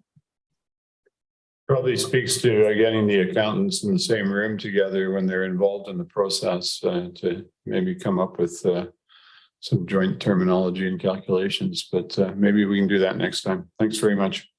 No problem. Thank you. Next, we have Director Hardy. Thanks. Just going back to the report on page 4, there's a table 1 summary that kind of outlined the city of Courtney, town of Comox, village of Cumberland, and the electoral areas. So I see that there's a minus 3.2% change in the rural areas. So way to go, A, B, and C. In regards to the village of Cumberland, I saw that there was an escalation at 6.5%, but I didn't really see here in the report why there was an increase of 6.5. Could you maybe give us a quick high level reason as to the increases up of 6.5? Thanks. I can't provide a comment on that right now without sort of spending some time and diving into that particular piece. It could be buildings, transportation related. What I can offer you is I can work with Daphne and Robin and get you a response after the fact. I could maybe just add that, that we had 18% growth. And so as fast growing community, a lot more buildings being put into place. So I'm sure that has a significant impact.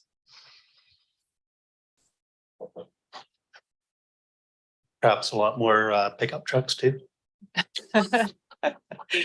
We do have an influx of Albertans as well. So was that okay? So we're moving on to Director Arbor. Go ahead.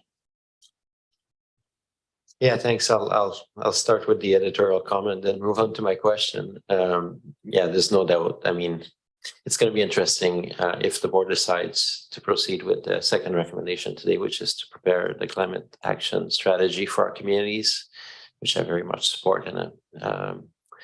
And there's no doubt to Director Hillian's comments that we won't make a lot of headway as a society if we don't look at the active phase out of fossil fuel heating and fossil fuel on-road transportation. I'll end the editorial there. I think it would be, I fully agree with the other speakers that I think our consultant hinted that there might be some advocacy work on our part. And I know Will's actually heading into UBCM the next couple of days. And you did mention UBCM earlier to get that data around ICBC. I think it's critical. I agree with my colleagues that having a surrogate data is just not good enough for really understanding what's happening in our region and being able to track it in the long term. And then the other two local set of data, when I scanned the report, that seemed to be missing. Maybe you can comment on that. I was surprised to see how low aviation was. So then I dug a little bit further into the report, and it seemed like you had only included the Courtenay Air Park as a source. So we obviously have the Comox Valley Airport that has a lot of inbound and outbound flights to Calgary being the principal destination in Vancouver. I did not see it in your data set. And I also imagine, I'm told that the base spends about $1 million on fuel each month. And I'm wondering if the base GHG were included in our numbers, and a lot of that fuel would be aviation as well. So I'm wondering if there's an opportunity to add those two partners if we just have the Courtenay Air Park right now. You're right, it is the Courtenay Air Park, and they provided actual fuel consumption volumes. We've never had any luck with the military. They deem it as a security related data item that they're not willing to share. So as a follow-up, I may add a third recommendation that we write a letter as part of this project to the base and seeing if they would like to be a partner in our GHG emission. And it's not just the base, there's a civilian component, obviously, to the airport. And I think that one should be much easier because they're already an excellent partner of ours, and they should be able to track the number of Air Canada, WestJet, and other flights that are coming out. Thank you. We'll go back online to Director Cole-Hamilton. Great, thanks very much, Chair. And if we're going to be adding the figures from the airport, we might also want to consider the seaplane dock at Comox Marina as well, because those are flights coming in and out of our community on a regular basis. Although they are planning to go electric, which I give them great kudos to be making that effort. I wanted to, the next question I wanted to ask actually to Daphne, and this was looking to recommendation number 2 about developing a regional plan. And I was looking at in the report, just trying to figure out what the plan was in terms of coordinating the municipalities with the work that we're doing, obviously to make it regional. And I was just seeing it says the regional district will work to continue to identify opportunities to partner with the member municipalities, which I think is great. I'm just wondering if there is an envisioned future framework to work with all 3 of the municipalities in a very consistent way to develop this the coming regional action plan.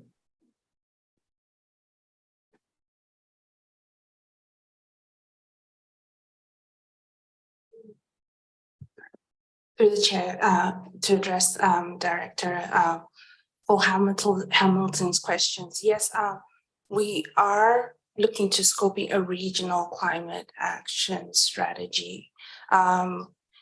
This will require addressing areas of alignment. It will be part of the scoping process, but there are various, the big emissions are from sources that do cross jurisdictional boundaries. So we would definitely want to work with our member municipalities for that. We have been engaging and communicating with them in this process, and they've shown interest to partner with us in the development of this strategy. And they may have specific interests in various sectors. Okay, well, thank you. That's really encouraging to hear. That gives a much clearer idea than I was initially having of the collaboration that's going to be taking place on a clear and consistent basis going forward. So thanks, Daphne. Appreciate that answer. Thank you. Next, we have Director McCullough. Thanks, Chair. Yeah, just another short additional comment, and maybe picking up on Director Hardy's question around, the different or the increase in Cumberland that stands out against the other communities. And I think it would be helpful to see a per capita breakdown of like our previous emission estimates as well as 2021, and then the planned work in doing a trend analysis going forward. I mean, obviously, our objective is overall decrease, and that's really an important number. But I think getting a per capita in the different, more urban and rural areas does help provide some additional understanding and context as to what's going on across the region. So perhaps we could see that going forward. Thanks. And Director Hardy, go ahead. Thanks. I'm again just looking at on page 8 of Appendix A, the pie chart that indicates the commercial and institutional buildings with regards to 8% of the greenhouse gases that get emitted in the Comox Valley. And I guess I'm trying to understand, there's been other reports that have been provided to the board in regards to the CVRD infrastructure contributing 28% of the greenhouse gases. And that was why there was a concern with regards to our hockey arenas and swimming pools and other infrastructure. So I'm just trying to, again, understand where that 28% that we saw when we were reviewing the recreation facilities and in this particular pie chart in 28. So I'm just sorry, on Appendix A, page 8 of 79. So I'm just maybe, I just bring that up and maybe staff can come back to us with regards to why we see it quite a difference. There's like a 20% difference between what Sandtech has in their report and what we've seen in some of the other previous reports. Thanks. Go ahead, Daphne. Thank you. Through the chair to Director Hardy. I believe you're referring to the corporate energy inventory reporting. Is that correct? Oh, sorry. Yeah. So there's a distinction between the reporting for community emissions and corporate emissions. Corporate emissions will report on the emissions that are generated from the services that are provided by the municipality. And then the community-wide greenhouse gas inventory will try to encompass all the emissions that are generated within the community. Therefore, the percentage share of total emissions will be different because it's factoring in different sectors that are not identified in corporate emissions.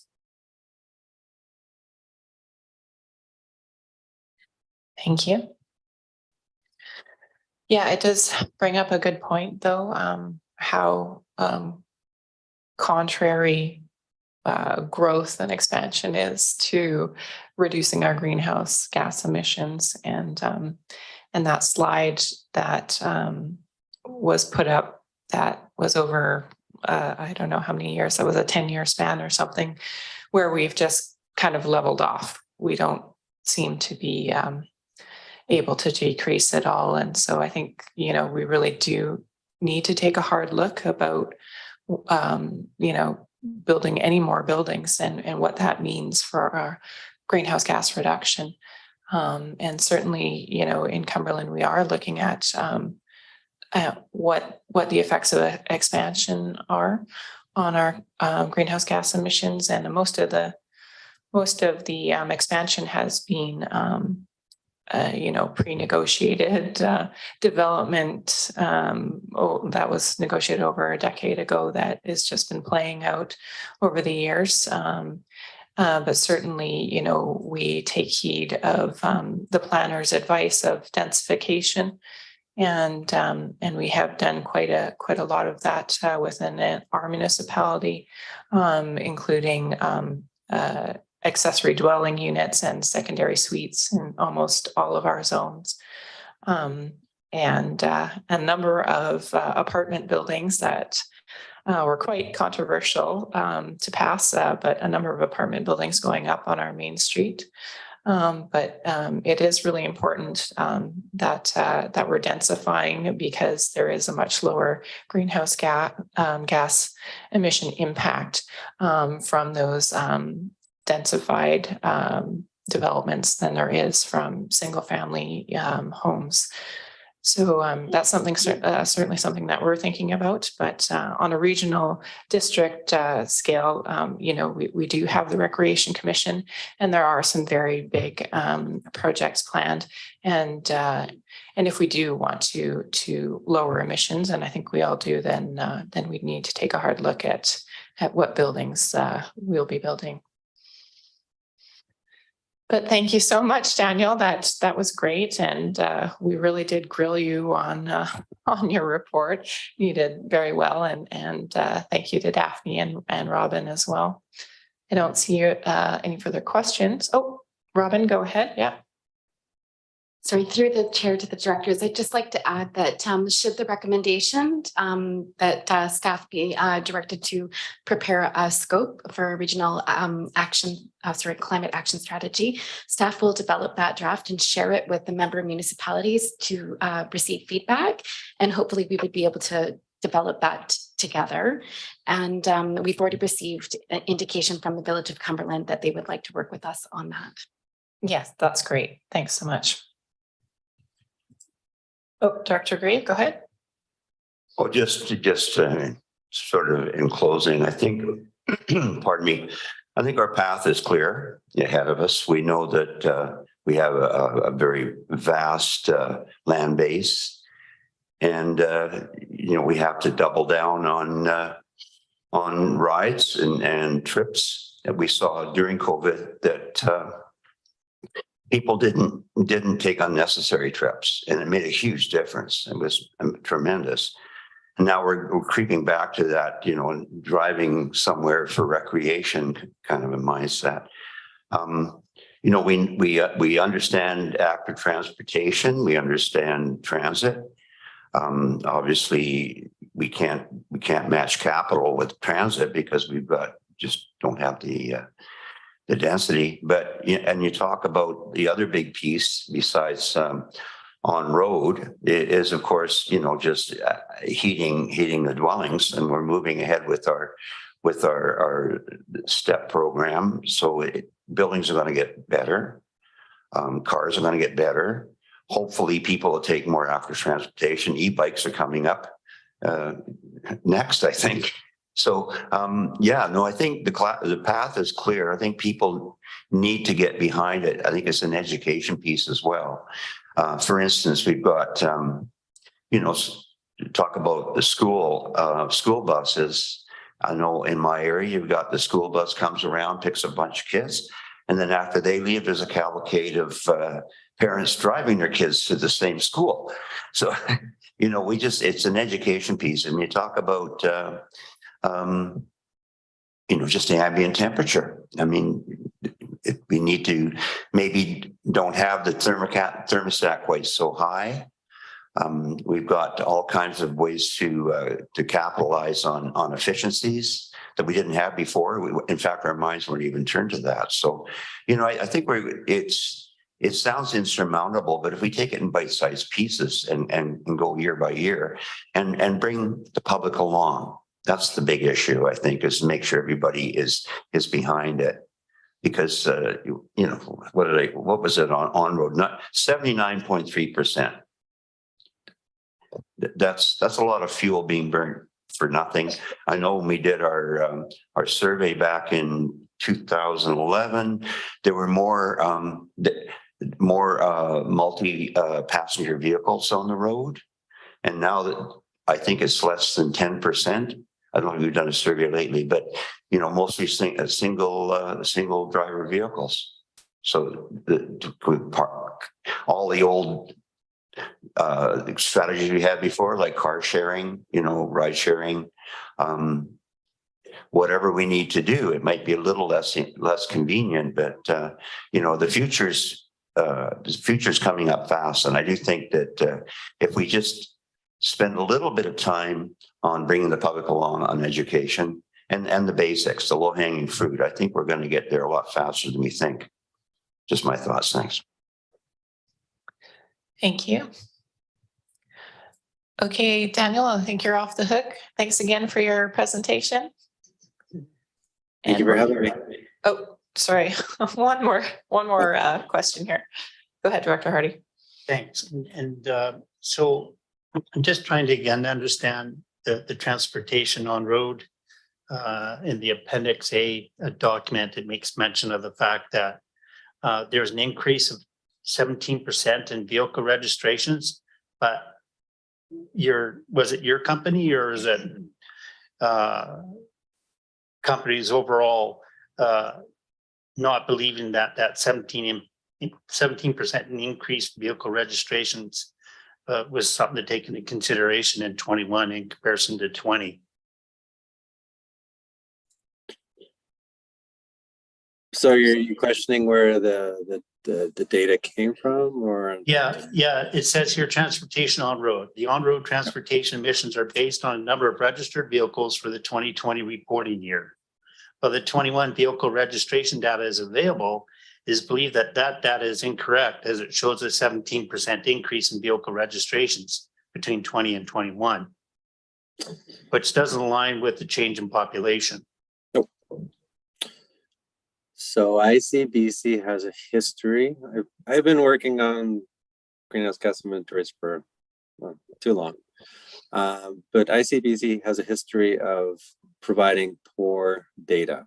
And we saw a 17% increase in the CRD's vehicle registration data as well. And for some areas, say Salt Spring, that makes absolutely no sense. So we've questioned that data. It's gone back to ICBC, and they're exploring it. But this is not the first time they've produced data that we've questioned, and then they've come back and fixed it. So for this inventory, yes, we did base it off 2020 and grew it by population. So, sorry, I'm not trying to be combative, but so if there's an uncomfortability or an uncomfort level with regards to the 21 numbers and data, is there still the same comfort in 2020? I guess that's where my concern would be, is if the data wasn't accurate in 21, how accurate is it going to be in 2020? And I guess the other question that I would have is in regards to, is that 17% increase in vehicle equitable to maybe increase electric cars? No, not like that. No. Okay, thanks. What we saw in the 2018 to 2020 data was a reasonably consistent trend.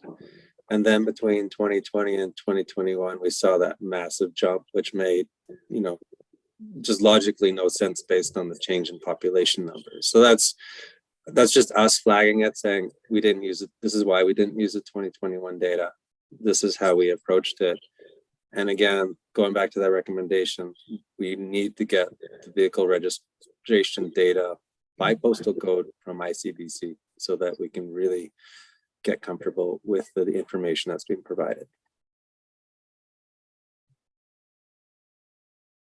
So again, with regards to that data then, if that data is accurate and there was a 17% increase, based upon that transportation in the pie chart with regards to greenhouse gas emissions, with the pie chart showing about 51% of greenhouse gas emissions coming from transportation, how much of an impact would you think would occur if that 17% is taken into the equation instead of not taking it into the equation? Thanks.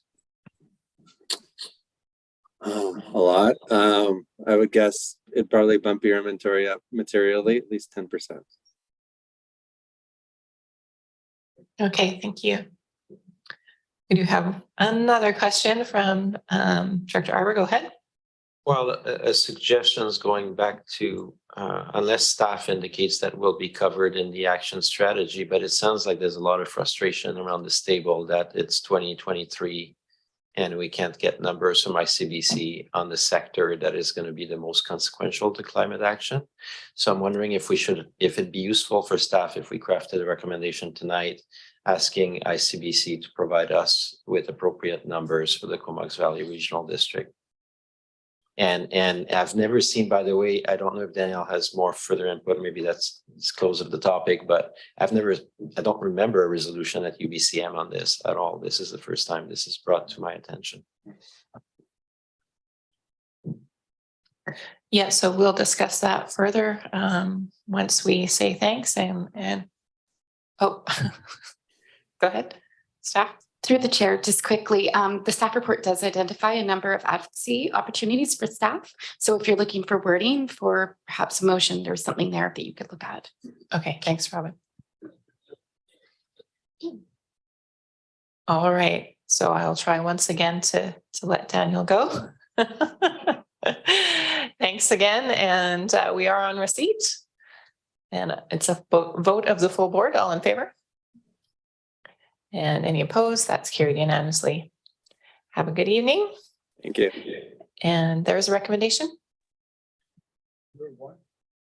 Second. Moved by Hillian, seconded by Cole Hamilton, that Comox Valley community-wide greenhouse gas emissions inventory findings attached in Appendix A and B as a baseline for tracking regional greenhouse gas emissions and informing community-wide climate mitigation and adaptation actions. Oh, sorry, that was the receipt. Oh, it was? Okay, be received. Okay, yes, that'd be received. Okay. All in favor? Any opposed? That's carried. Move to.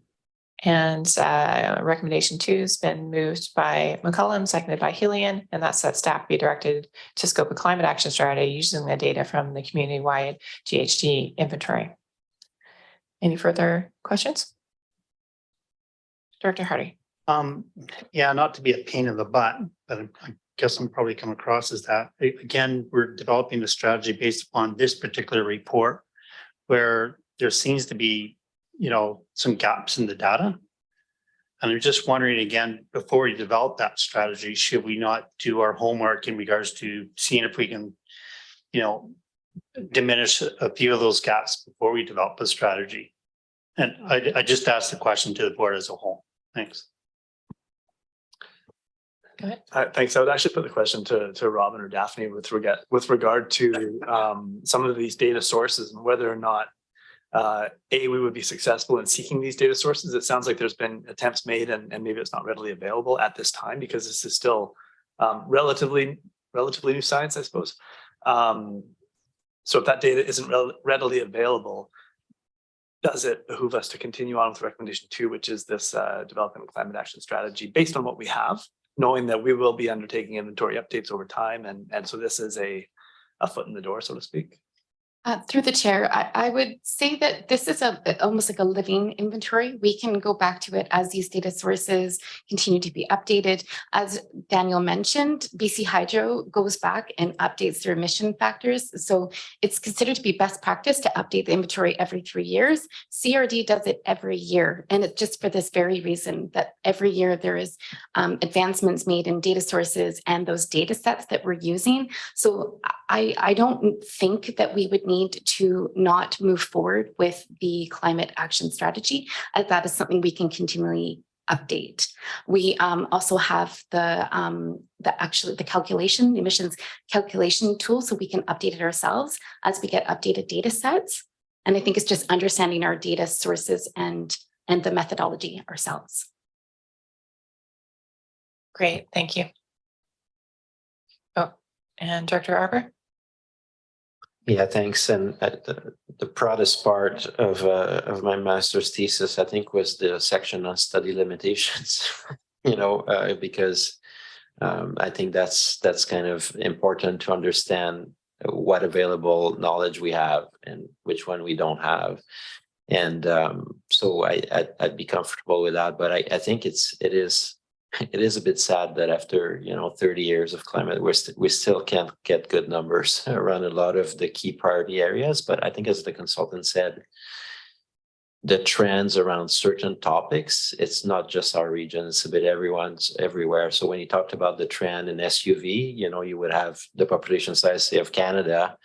And so there's some level of of comfort around trends but we're actually asking for our region to get more specific around so that we can better understand if we're having success or where we're failing or where we should invest. So I think I like that expression, that James said, just a foot in the door and then try to improve over time. Okay. So I think we hadn't voted on recommendation 2. Is that the case? It was moved and seconded. Okay. And I don't see any further lights, so I'll call the question. Let's vote the full board. All in favor?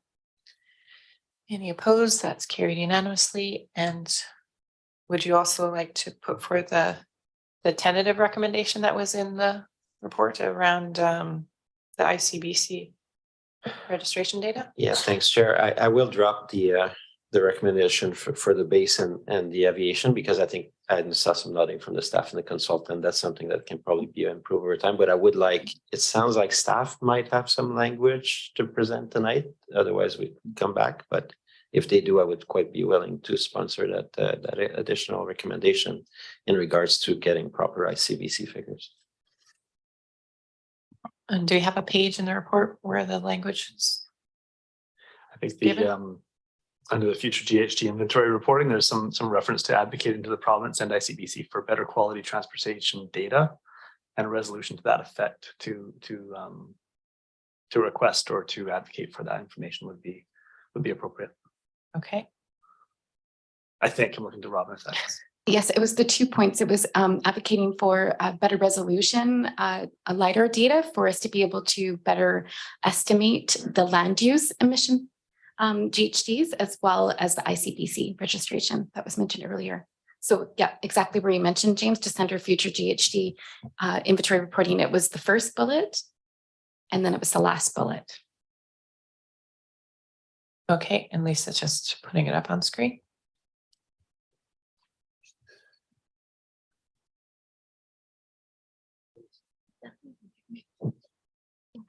Yeah, she's got it. Okay, and Director Arbor, are you moving that? Yeah, thanks. And I'll just change it to an active verb. I'll move that we advocate for better quality land use, and further that we advocate to the province. And so I'll wait till seconder and then I can speak to the resolution. Seconded by McCollum. Speaking to the resolution, I think just for feedback for staff, I think we should do both. I think we should consider, we just had AVICC, so we kind of missed the boat on that, but I think we should consider a resolution for next year. That has to be submitted in December, but in the interim, I think we should send letters on both and get that open communication going. Okay, yeah, I think that's covered under advocacy. All right, any further discussion on the motion on the floor? Okay, seeing none, so vote the full board. All in favor? Any opposed? That's carried unanimously. Thank you. Move 3. Just say thanks again to Daphne and Robin. Great report. And yes, we're on to 3, the electric bike rebate program. Moved by Greaves, seconded by Grant. Over to staff. Thank you, Chair. And I'd like to introduce Mike Zabarski, Manager of Transit Facilities, to introduce this report. Mike. Thanks, James. Hope you can hear me okay. Yes. Just a quick verbal update on a couple of initiatives that we got some direction from the board on last year.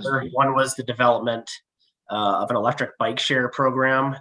We did conduct an RFP for vendors to operate that for us and received, unfortunately, no bids or no interest. Follow-up communication with the electric bike share vendors indicated that they were really interested in electric scooters more than bikes. I guess that's where they make their money. And currently in BC, electric scooters are not legal on public roads unless they're under a pilot regulation that the province has with a number of communities in BC to operate electric scooters. None of the communities in the Comox Valley are participating in that program, which ends next year. So we're very hopeful next year that the conditions will be different. The province will hopefully be facilitating electric scooters, which I think will bring more opportunities for electric bike shares as well. The other program that we were looking into was an electric bike rebate program. We looked at a program in Saanich and one in Nelson. UBC is conducting some research on both of those programs, kind of looking at the impacts that those programs have on, for example, greenhouse gas emissions, improving people's transportation affordability levels. That work has just started with UBC, and they're expecting to finish that up next year. And the results of that program will be very useful for us in considering what we could do to incentivize electric bikes. But the other thing that's happening very soon, in fact, is that the province is going to be launching an electric bike rebate program province-wide. They're suggesting June is the target for launch, so we're eagerly awaiting more information on that rebate program. And it does have a component that provides a higher level of rebate for those on lower income, which was an interest of the board. In the meantime, staff are very busy focused on the active transportation network program and getting some of those infrastructure projects going. That's a very key part of active transportation, obviously, is having safe infrastructure. We have a number of transit initiatives on the go, and also recently doing some projects to improve electric car charging for the public. So that's been our focus, and with that, I'm happy to answer any questions. Great, thanks, Mike. We do have a question from Director McCullum. Thanks, Chair, and thanks for the report, Mike. Yeah, I am not super disappointed or super enthusiastic to really focus on e-scooters as our method of achieving higher active travel. I don't know if it was I don't think there was a ton of hesitation in looking into it when we discussed this last May, but I don't think that was really where the board was focused in terms, or at least not me personally. I was more interested in either an e-bike share and also looking at the opportunity to provide rebates for higher cycling adoption. But in the meantime, there have been cities that have pushed out e-scooter projects like Kelowna, where I was recently. And I don't really see it as more than something fun for tourists to do. It doesn't really seem like people who want to get around regularly on an e-scooter are using those apps to do it. I think they just tend to go and get their own. So although we're waiting for the potentially some laws to change around making that easier for municipalities to do, I'm happy to let that work go. I don't know if others feel the same way. And then in terms of the e-bike share, I'm not sure if your reference to the study work that's happening at UBC is a suggestion that we wait until 2024 to consider this further. Personally, I look forward to reading that data, but I don't think that would really negate wanting to proceed with providing some rebates. And then further, grant stacking was really successful here for heat pumps. And so if we limited our rebates even to looking at low income, just to make it more accessible for folks, to me, that seems like a great opportunity, really. So again, I don't know that would be a reason not to go ahead, but sounds like maybe waiting until there's some more information. Maybe we could just table this until the end of June when the province provides some more information about what they're planning on doing in that vein. Yeah, and then I guess the other comment I wanted to make is just when it comes to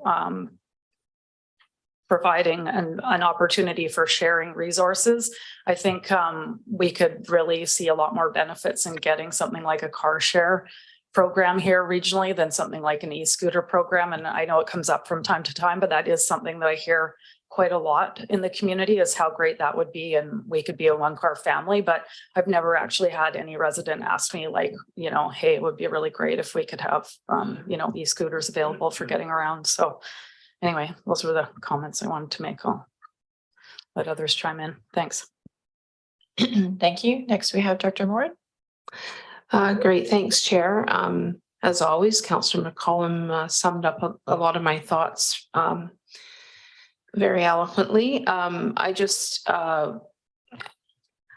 I understand the rationale for waiting for some of these pieces to be unveiled or finished off, but I also like the idea of grant stack or rebate stacking and $750 towards an e-bike, even when that comes in, or sorry, that's what's currently being offered. The new rebate they're not talking about, I guess, but you know, we know that e-bikes are expensive, and even the lower budget e-bikes are expensive. So I guess I also, when we brought this up, we talked about the momentum shift in terms of this is an opportunity, and with the sewer conveyance project, which was also brought up, I would like to see us look at the rebate program as soon as possible, and maybe that is June. But yeah, I just don't want it to be put on the back burner. Thank you. Okay. Director Cole Hamilton online. Yeah, thank you very much, Chair. Thinking along the same lines as the two directors, and realizing this point that perhaps it might be better for me to speak when we get to the recommendation, and perhaps suggest a revision of that to focus on returning with a brief staff report sometime after the provincial policy has been announced, given that's only 6 weeks from now. This is something which was proposed back in last May, and seems that if it's only 6 weeks until we get a fairly clear picture of what the other grants would look like, that waiting that short time and bring this back at that point. So anyway, no long story, but the short version is I'll probably just propose a revision to the recommendation when we get to that point. Thanks. Yeah, may I suggest that we just not move the recommendation and just wait, and then once we receive the data that we want, then we can bring forward a motion again. That sounds great to me. Well, I think we will just be waiting. We don't need to make a motion that we are waiting. Right? That's just my input on that, but yeah, we can bring forward once we have the data that we want. We can bring it back. Dr. Hillian. Thanks, Chair. I'd suggest we pass receipt and then potentially table the recommendation until June, and that puts it on our agenda for staff to deal with. Okay. Go ahead, Director Moore. I guess I thought I was hearing that maybe I'm misinterpreting what Director McCollum said, but waiting until the research project is done. It says completed in 2024, which is a ways away. So are we saying that we're waiting for that? Because that seems like way down the road, considering that we brought this up almost a year ago. So I'm not in favor of waiting for that. Yeah, that's why I was saying just to drop the motion, just don't make the recommendation a motion, and then we just, when we have the data that we need, we bring it back. So what do you mean by the data that we need though? So if it's the provincial data that the board is waiting on, then we can bring it back when we get the provincial data. If it's the EBC data that the board is waiting on, then we can bring it back after that point. Okay, I'm still not totally clear, but I'll let Director McCollum. Okay, go ahead, Director McCollum. I guess it might be helpful to get some insight into where the information is coming from around the impending announcement from the province. I did go looking for any indication, and it sounds like you have better insider info, Mike. So that might help us. Yeah, we've received a copy of a request for proposals that the Ministry of Transportation released, seeking a vendor to operate the electric bike rebate program. And in that document, it has a timeline which includes June launch.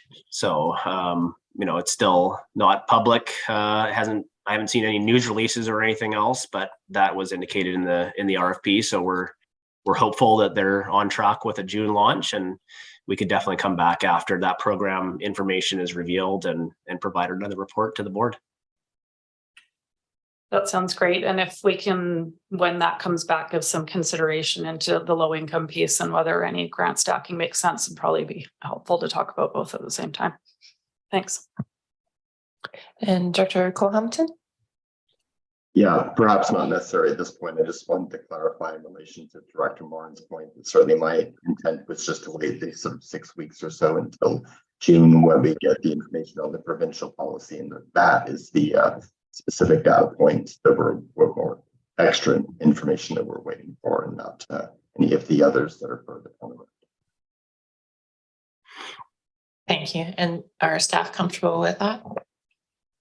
I think so. I think if I understand right, there would be a follow-up report, covering report that Mike would look to following the June launch of the rebate program and considering some of the commentary made here. So a motion to defer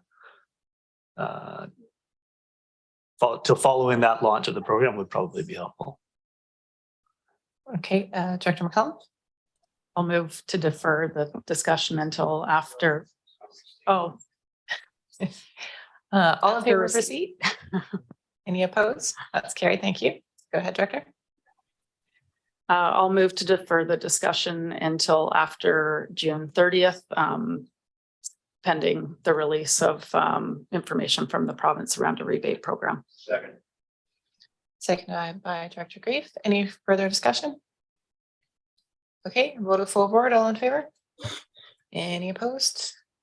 That's carried unanimously. And it's been over 2 hours. How are you guys feeling about break? Okay, we'll break. 15? Thanks.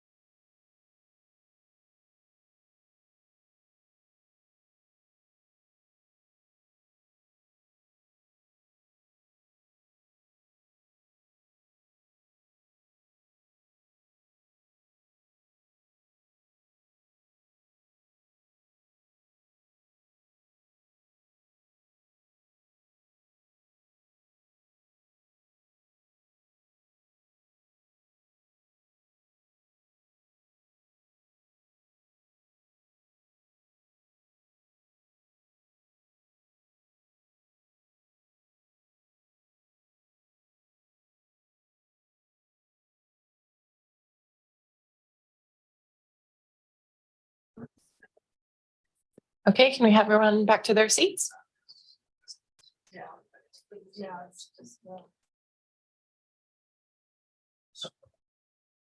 We left off at item number 4. Ship-breaking options available for lobbying senior levels of government. Moved by Hillian, seconded by Grant. Thank you. Over to Sam.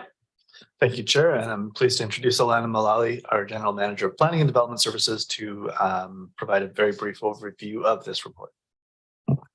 Thanks very much, James. Through Madam Chair to the directors, we're just providing this response, staff report as a response to a direction that you gave us earlier this year, which was to report back on your options for some advocacy work around the shipbreaking activities that are occurring in Bain Sound.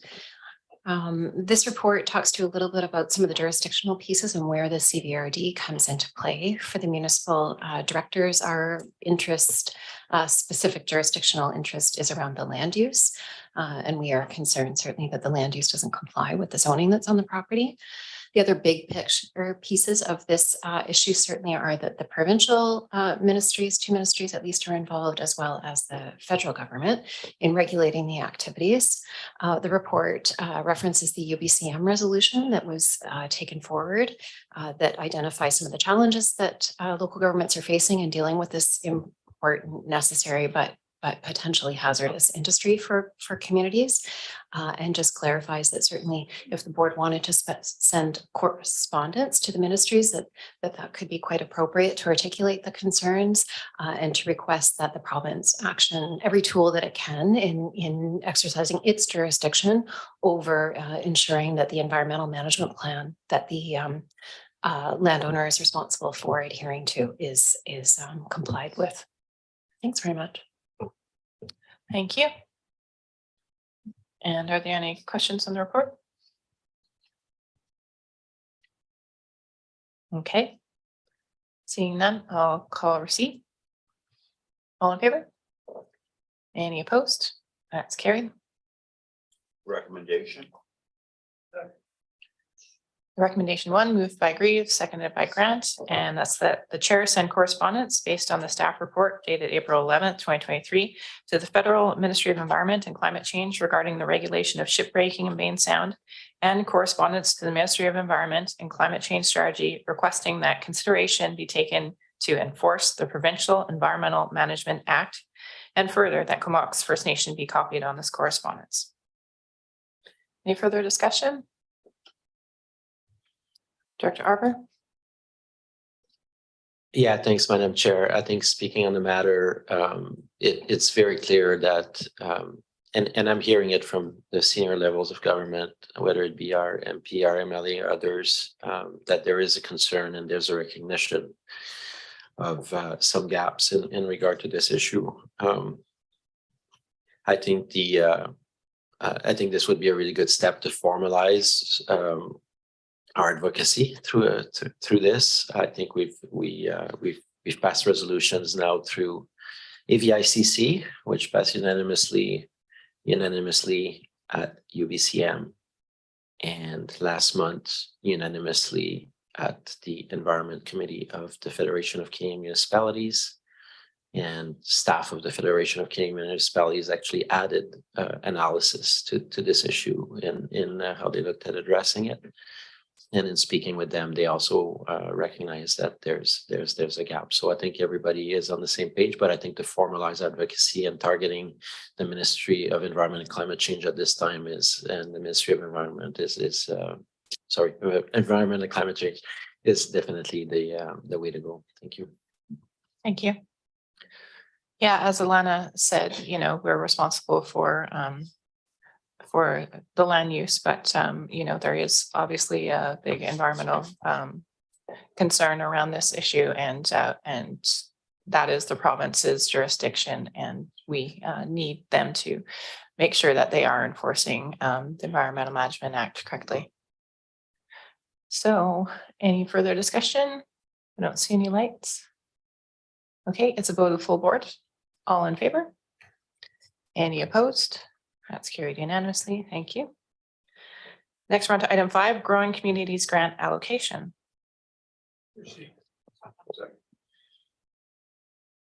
Moved by Grant, seconded by McCullum, and over to staff. Thank you, Chair. And Lucy Wood-Charrick, our Chief Financial Officer, will introduce this report. And I'll just provide a little bit of context. This report was also presented, or a similar report was also presented to the Electoral Area Services Committee yesterday. And some deliberation was had there with respect to the allocating of these funds. That decision was referred to the May 8th Electoral Area Services Committee meeting, I believe, for further discussion. So Lucy will walk through the staff report a little bit, but just to say that we're looking for any kind of feedback and discussion here, which will help to then provide some context to that May 8th Electoral Area Services Committee discussion, which will then have to come back to the board to formally ratify the allocations later. So, Lucy. Thank you. So good evening, Madam Chair and members of the board. So I will provide just a brief overview of the Growing Communities Fund allocation report. And as indicated at this time, this is for information only. So as directors, you are well aware that earlier this year, the province announced the $1 billion Growing Communities Fund. The primary objective of this fund is to help communities build infrastructure and amenities to support growing communities. So our share for CVRD is $4,497,000. The grant criteria and guidelines tell us that. The regional board must endorse the allocations of the funds. The allocation of the funds must be completed by December 31st of this year, 2023. All the funds must be spent within 5 years. The intent of the grant is to support regional priorities for actual infrastructure and other related costs. As well, the funds will also support rural challenges often seen with service areas with lower density populations and facing the high cost of implementing needed infrastructure. The one-time unexpected funds will help to alleviate some of the pressures and will help support affordable living across our communities. With multiple CVRD services currently under financial strain, a process was needed to determine recommended projects. So the executive management team put forth recommendations for use of these grant dollars. The recommendations were based on a set of principles and is primarily based on projects within the current financial plan. Your report includes those further details of those 8 principles. I'm not going to go through those and also just point out what the top ratings came out to be. So overall, the intent was to find a balance that met the intent of the grant funds, of course, benefited electoral areas and the regional district as a whole, aligned with your CVRD priorities and targeted services under financial strain. The recommended projects are seen as their starting point, and staff can explore alternative projects as directors so wish. So as I mentioned, the grant criteria requires the regional board to endorse the use of these funds. So to gain full engagement of electoral areas, the process to get endorsement of these funds is structured as follows.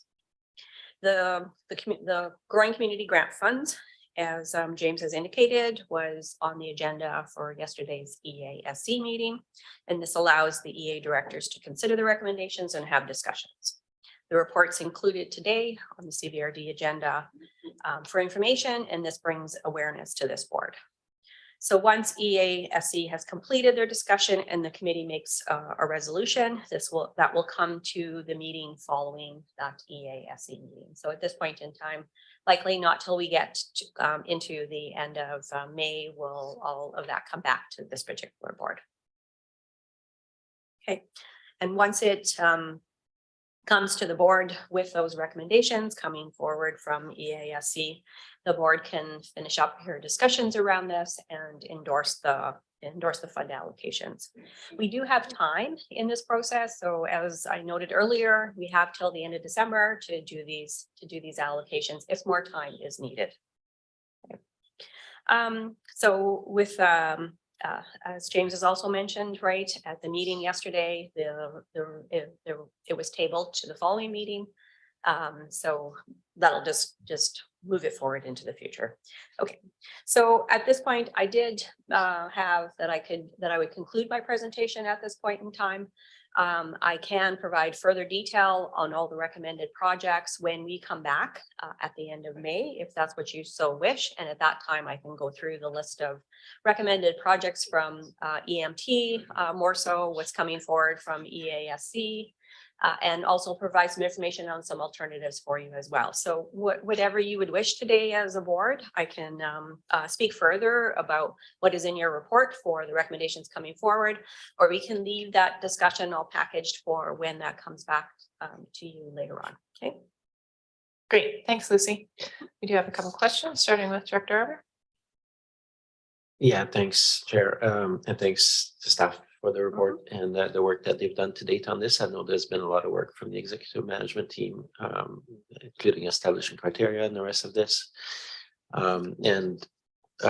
We were at one thing that was mentioned is we were at AVICC this meeting, and so we didn't have a lot of time coming back to our packages on Sunday night to consider all the matters. So it was deferred at ESC, some of it for some more reflection, considering that we're trying to make allocations on $4.5 million.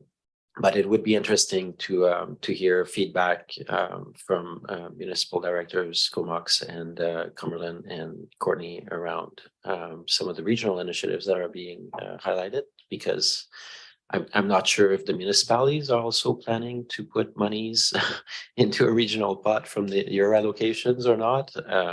And also acknowledging that the CVRD, our corporations, also includes many services that have very strong municipal participation. So I personally, I think I would welcome that. I would also highlight that one question that we had at the table was, you won't see any allocation towards affordable housing, because one of the things that was found by staff is that these monies, unlike something like community works, can only be invested in assets that the municipality or corporation owns, which in rural areas, I think a lot of the projects we see are kind of third party and such. So that's just a comment. I know there was a lot of talk at the AVICC around the need for affordable housing, and including in our local paper here. So maybe staff will want to comment further on that, but I'll pass on the mic. Thanks. Go ahead, Lucy. I think I would just add one further comment to that. So from that perspective of the grant funds, we have this one-time grant fund that's come our way. And as Director Arbor has said, very much more targeted to infrastructure and infrastructure that we own. If there's some projects or services that you'd like to be considering that are other than infrastructure that we own, we have that further flexibility in our community works fund. So just pointing out that if for the growing community funds being more targeted to existing infrastructure projects and those other situations where they're not as clear cut as that, we can consider community works funds. However, I do believe in multiple of these requests coming forward for use of those funds with community works funds, that we do have to take the time to check those out as well, because just to ensure that it is eligible. Okay. Thanks for that feedback. Director Henning, go ahead. Thanks, Chair. Yeah, I certainly was wondering why, given that there's two bullets in the executive summary that references housing as the purpose of the fund. The principal objective, it actually says that there wasn't some explanation as to why the expenditures didn't have any reference to that. I wasn't aware that the money could only be spent on assets that the local government actually owns. Although it does occur to me that potentially the money could be used to buy land, which could be made available for housing. That's perhaps one option. We're certainly having that discussion with city staff about both the need and the community expectation that we would do something with this money that would relate to housing. So that's something that we're still exploring at our Courtney government. Thanks. Thank you. Director McCollum. Yeah, thanks. It's nice to get the opportunity to have a little bit of discussion on this before we make any decisions on the funds. You know, we received notice on this a little too late to even be accommodated in our 2023 budget. So anything we do this year is going to be with the budget amendment. So one thing I would maybe want to float with the board is that perhaps it would make sense for us to wait until after we do some strategic planning work in a more formal way. So that we can maybe parse some of this together with what our objectives are as a board. I mean, in the short bit of strategic planning that we did do, it was active travel, housing, and climate. So, and there may be a little bit of that in some of these recommendations, but perhaps we would want to change how it's being allocated. And then the other question I had initially, my understanding of the Growing Communities funding that came into the CVRD was specifically intended for the rural areas. And then it was only in actually getting to see this last page of the report where they give a example calculation that shows that part of the funding that is being given to regional districts is meant to be region-wide, and some is attributed specifically to the rural areas and rural growth. But they just give an example, and I'm wondering if we actually have like a proper breakdown of how the calculation fell out for our community specifically. Yes, through the chair, we do have those calculations. We, in the report, we added a table in here to show you the basis, the four components basically that make up our $4.497 million. There's a $500,000 base amount, as you know, then the per capita value overall on total CVRD population. Are you interested in what the population figure is? Well, it'd just be handy to have. I mean, I don't need it right now, but when it comes back, just so it's clear to the board. I mean, because obviously it does make a whole lot of sense to have some of these funds go specifically to projects like, you know, the fire halls listed, but then also understanding what the rationale is for funding community-wide projects. Like I think it's helpful for decision making. And I just also wanted to clarify that it is regional funding, so it's not a decision strictly that will be decided upon at the electoral areas, but it also comes back to the wider board for decision making. Is that right? That's correct. Okay. Yes. So, and I'll expand on that table just so you have all the figures that went into that calculation. And I didn't have the opportunity to hear the discussion at yesterday's meeting around the suggested spending. But one of the criteria that you mentioned is that it relates to things that are in the current capital plan, which makes good sense. But then that raised the question for me about the new office space that's flagged for this year. And was that in the financial plan? Did I not notice that? Through the chair, it was not in the financial plan. So in that listing, the recommendations that are there are actually two projects that are currently not in your plan, and I didn't fully note the second one.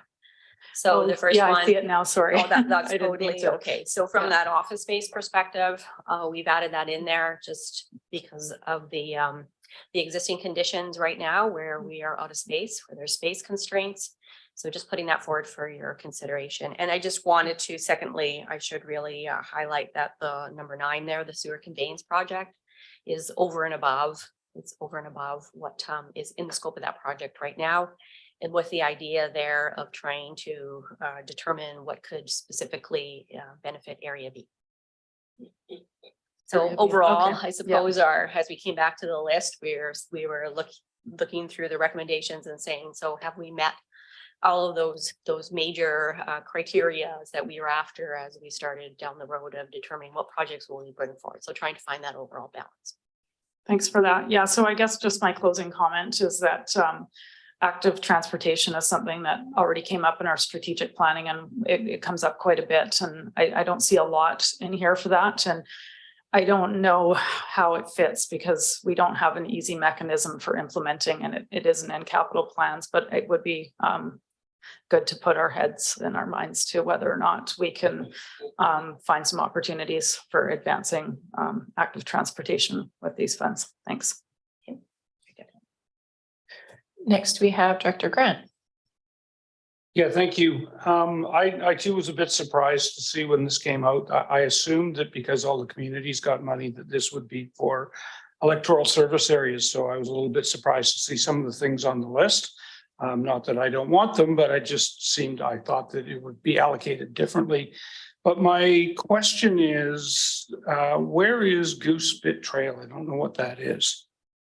I know I should know, but I don't. Is it the stairs? I should know as well.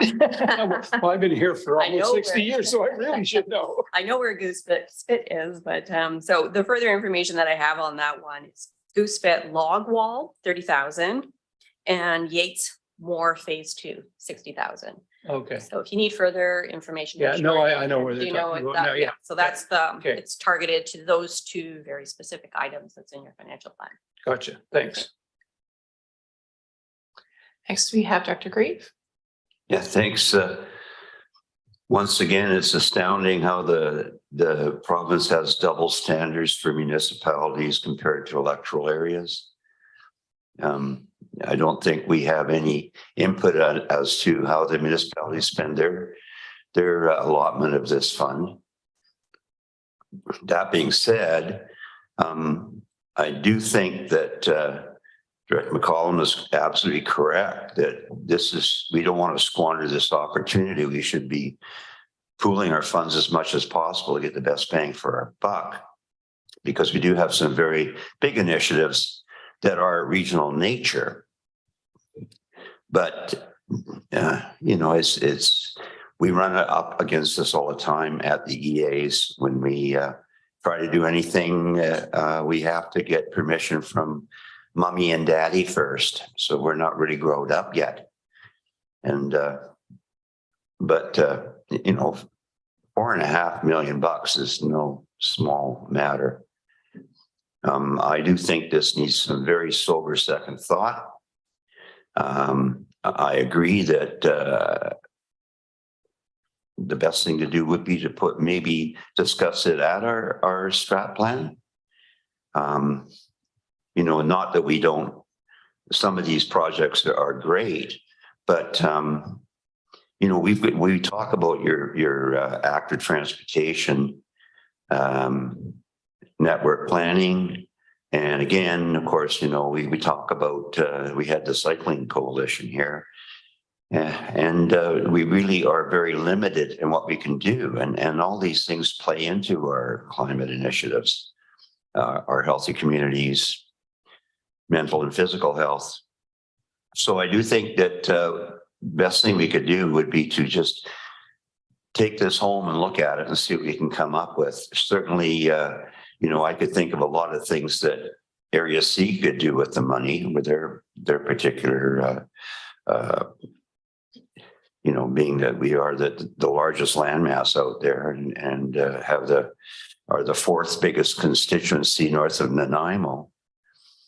But yeah, I do think that if we can do something together and prioritize what our top initiatives are and work together, then we can get something that is both regional and serves the electoral areas as well. But I mean, at first blush, I think that somebody just had a dartboard and threw darts at it. I think there's some more value that we could get out of this grant. Thank you. And Director Morin, go ahead. Great, thank you, Chair. Yeah, I agree with the comments. I think it would be good to have more of a session to kind of take a look at what the strategic priorities are. And I agree that my sense at first was that this was all to go to EA. And I agree with the EAs getting the lion's share, but I also think it would be great if we could have something put aside to pool together around affordable housing. I know Director Arbor has brought this up before that, we all heard housing, whether you were rural or municipality, housing was what we heard on the doorstep for the most part. And I think it would be great if we could take a look at that. I know Courtney is looking at some kind of allocation potentially for their funds. And I'd say that the Courtney list does include projects that benefit the whole region as well. They're not just necessarily benefiting Courtney. So yeah, I'd like to take a deeper dive to see if there's potential for us to, set aside maybe an amount that could pool together with the other groups, because we're also hearing, we're having our issues in Courtney with folks who are unhoused in terms of impact. And then I heard that a bunch of Comox people wanted to weigh in, and other people wanted to weigh in because they see that the homelessness crisis impacts the entire community. So again, I think that it would be great if we could work together to help alleviate some of that. Thanks. Thank you. Next, we have Director Hardy. Thanks. So one of the items I brought up yesterday during our discussion revolved around search and rescue. And I know we had that delegation come forward about a month ago or so. That organization is so important to the Comox Valley that, requests with regards to maybe the ability to purchase a parcel of property that they could maybe lease back to we could then turn around and lease back to them. Is that an option? I don't know. Another question I had for staff revolves around the Lazo Road Trail. And, just getting some initial information about that project. Apparently it's a project that, the CBRD approved a number of years ago. And whether or not some of these funds could be directed towards that particular project is something, I throw out there as well. Thanks.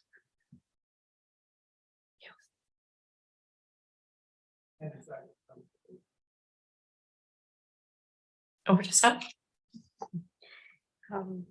If I could just go back to just make a comment about the search and rescue project as one of the options.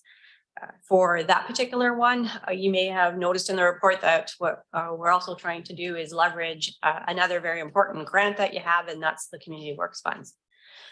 So if we want to be entertaining some assistance for search and rescue, that I think maybe we put that in the bucket of Community Works, and I think we have a better chance of being able to ensure that that's an eligible project, and that's how we can support that group. So that's would be my suggestion with that. And Director Hardy, I did gather some more information for you on the whole Lazo Greenway question that you had. So I had a conversation with Mark Harrison, and expressed your question to him around that area. In Mark's opinion, he feels that the connectivity is there.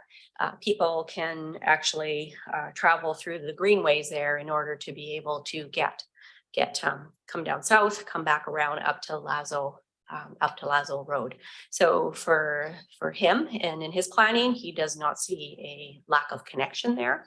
So currently that's his opinion of how that area is being planned. However, I did also want to throw out there that it further to that, and this whole thought around the sewer conveyance project. And oftentimes, when you're out there and you're laying pipes for these types of projects, citizens oftentimes are looking for some niceties around that, where, how come you haven't created me a pathway that's better than was there before? Why didn't you bring this up to park standards, for example, which is extremely difficult to do when you're out there laying sewer infrastructure, because we're not allowed to go and use parks service dollars in order to be able to give citizens what they need. So it was a little bit of what was the imagining around potentially adding another 600,000 there to sewer conveyance to be able to bring those kinds of additional value to citizens in Area B. So, and in that particular case, and with that piping traveling along Lazo Road there, that potentially that more fuller, more direct connection that you're looking for can occur, and also be further taken all the way down to beach access and shoreline, etc. So that was a bit of the idea how that morphed into potentially being able to come back to this project here listed as number 9 in order to be able to meet your needs that you're expressing.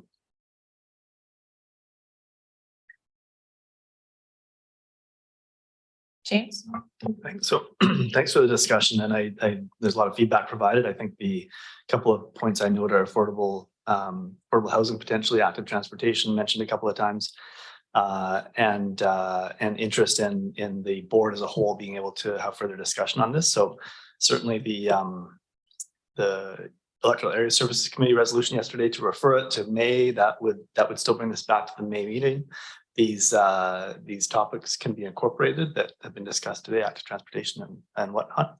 I do draw the board's attention to the principles that were set forward to review various projects, and put them into this recommendation. And there's 8 named there. It's top of page 5 of 10 of the report, and I won't read them all off, but they are those principles we followed to come up with the recommendations. And so if there are other principles, or if there's a change or something different that the board would like us to look at as we come back to EASC and to the board, that would be really helpful to know whether those 8 principles are accurate, or we should be adjusting those to shrink the list or expand the list. Yeah, and if not, then fair enough, we can come back to our EASC, and the electoral area directors will have that further discussion and carry forward from there. Thank you. Director Grieve. Thank you, Madam Chair. As I said yesterday, I think we have to flesh out the nice to haves from the need to haves.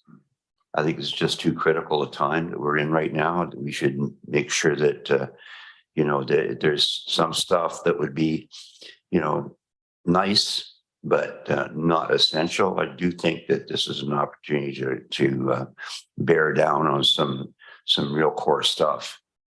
So I'm looking forward to chewing on this for a bit longer. Thank you. Yeah, in regard to that also, I did have a discussion with staff about a land acquisition strategy. I'm not sure if that, I know it's not, we haven't seen it, so it's not ready, but if we could have some integration of that into the discussion, because those are our future needs, and so would probably be a good way to inform the discussion around a regional purchase. I think a land acquisition strategy would be something that's not developed yet. It's a bit premature to think that we would have a strategy. That said, there are many projects for which we know we need land, and which are either in the budget or are on the horizon. So pulling that together into one strategy, we don't have that at this time, but that's not to say that we have other projects that do have land requirements. Okay. Director Kerr. Thank you. With my Comox counselor hat on, I look at the 4.6 million that the town of Comox has been allocated, and I think of all the projects that we have and ways that we could really spend that money locally.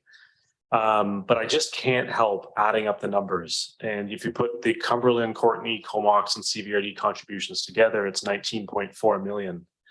What could we do as a region with that money? My own CAO may, I hope he's not watching tonight for me even mentioning this, but I think even if we spend 5 minutes at some point, it doesn't have to be tonight, Chair, but just blue skying 19.4 million on regional approach to X, Y, or Z, or a number of projects. Just want to throw that out there. If there's appetite around the room to just have that discussion, we might not do anything about it, but I would be open to it.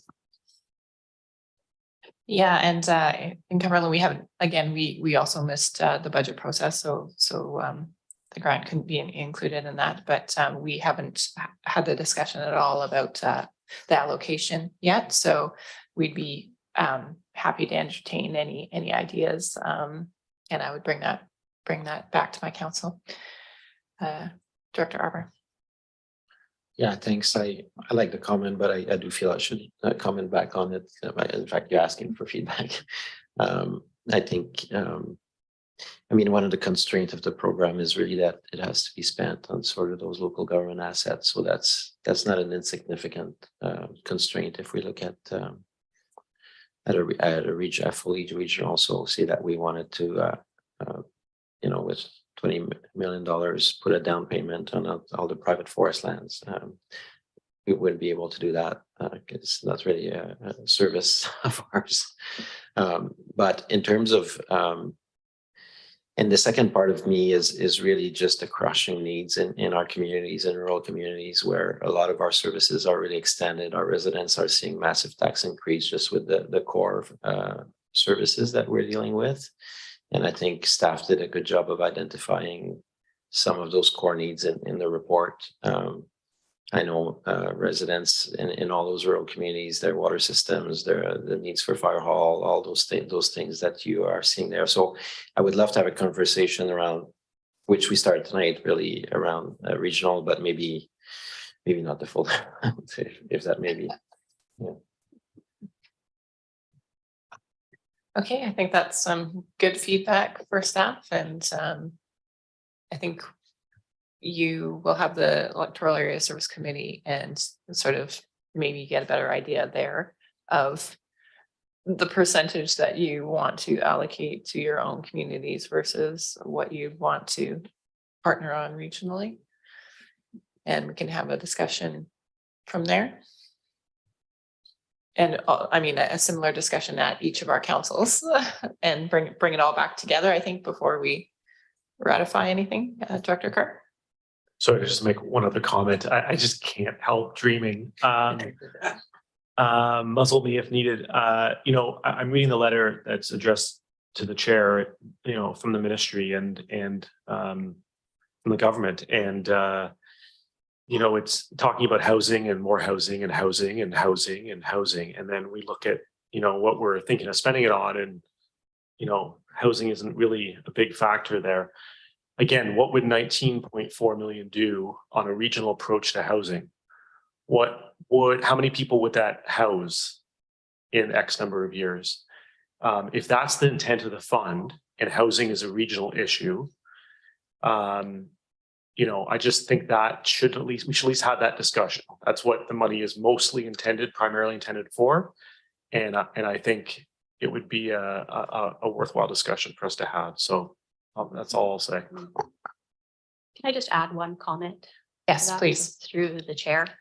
You know, for myself and in my experience, I've been trying to leverage grants in local government for a long time now. And, you know, from a municipal perspective and what's our role in being able to get housing in place for communities, and you know, a lot of very expensive underground systems that need to go in order for people to be able to have homes.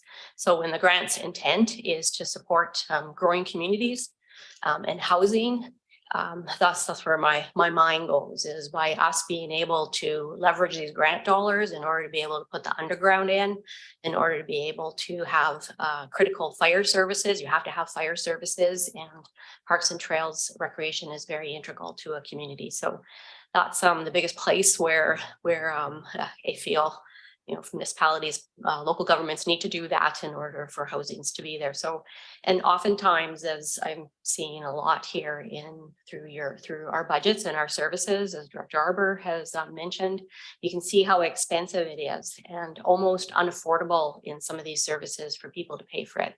And it just seems to me that the only way that we end up being able to afford underground is when other levels of government are helping us. So it's just the thought process of how can leveraging that in order to be able to put that type of infrastructure in place so that you can build homes. Yeah, thanks for sharing that. Okay, I don't see any further lights. So we are only doing receipt of this report. It's a vote of the full board. All in favor? Any opposed? That's carried unanimously. Thank you. We're on to item 6, public hearing of bylaw numbers 740 and 741. Moved by Hillian, seconded by Grieve. And over to staff. Thank you. I don't think there's much of an introduction for this one, simply that we are asking that the board reschedule the public hearing that had been previously scheduled, and that the holding of that public hearing would be delegated to the directors from areas A, B, and C. And it stems from some advertising that is required for conducting public hearings, and I believe that the advertising did not occur. The ads were submitted, but they didn't actually appear in the paper. So staff can answer any questions that you have, but I think it's a fairly straightforward report. Okay, any questions before we move receipt? Oh, Director Grieve, go ahead. Just that I already have it on my calendar, so let's do it. Okay, great. It's a vote of the full board. All in favor of receipt? Any opposed? That's carried. Recommendation. Recommendation's been moved by Grieve, seconded by Arbor. Set the bylaw, the rural Comox Valley zoning bylaw 520, 2019, and the other bylaw 741 be forwarded to be rescheduled at the public hearing. That further, the holding of the public hearing be delegated to the directors in electoral areas A, B, and C, with Director Hardy designated chair and Directors Grieve and Arbor designated as first and second chair respectively. Any further discussion? All right, it is a vote of the full board. All in favor? Any opposed? That's carried unanimously. We're on to item 7, Island Corridor Foundation financial commitment. Moved by Arbor, seconded by Grant, and over to staff. Thank you, Chair. And Jake Martins, General Manager of Corporate Services, will introduce this report. Jake. Thank you, James, and through the chair. Yes, this report has been provided to primarily reintroduce the board's consideration of its financial commitment of $392,000 to the restoration of the Island Corridor, or the Island Rail Corridor, I should say. The report also seeks the board's ratification and an update on the recent development of a $600,000 grant that's been provided by the Ministry of Transportation Infrastructure. And that is to support a collaborative planning process concerning the corridor. The decision for the board to defer this matter last year to this point in time was largely hinged on the BC Court of Appeals decision to provide the federal government with an 18-month window in which they would identify their intent for the corridor. Otherwise, the petitioner to the court, that being the Snanaas First Nation, could pursue their reversionary rights to the section of the corridor that crosses through their lands. During this period of deferral, the board did undertake a number of actions respecting advocacy to both levels of senior government as well as engagement with Comox First Nation.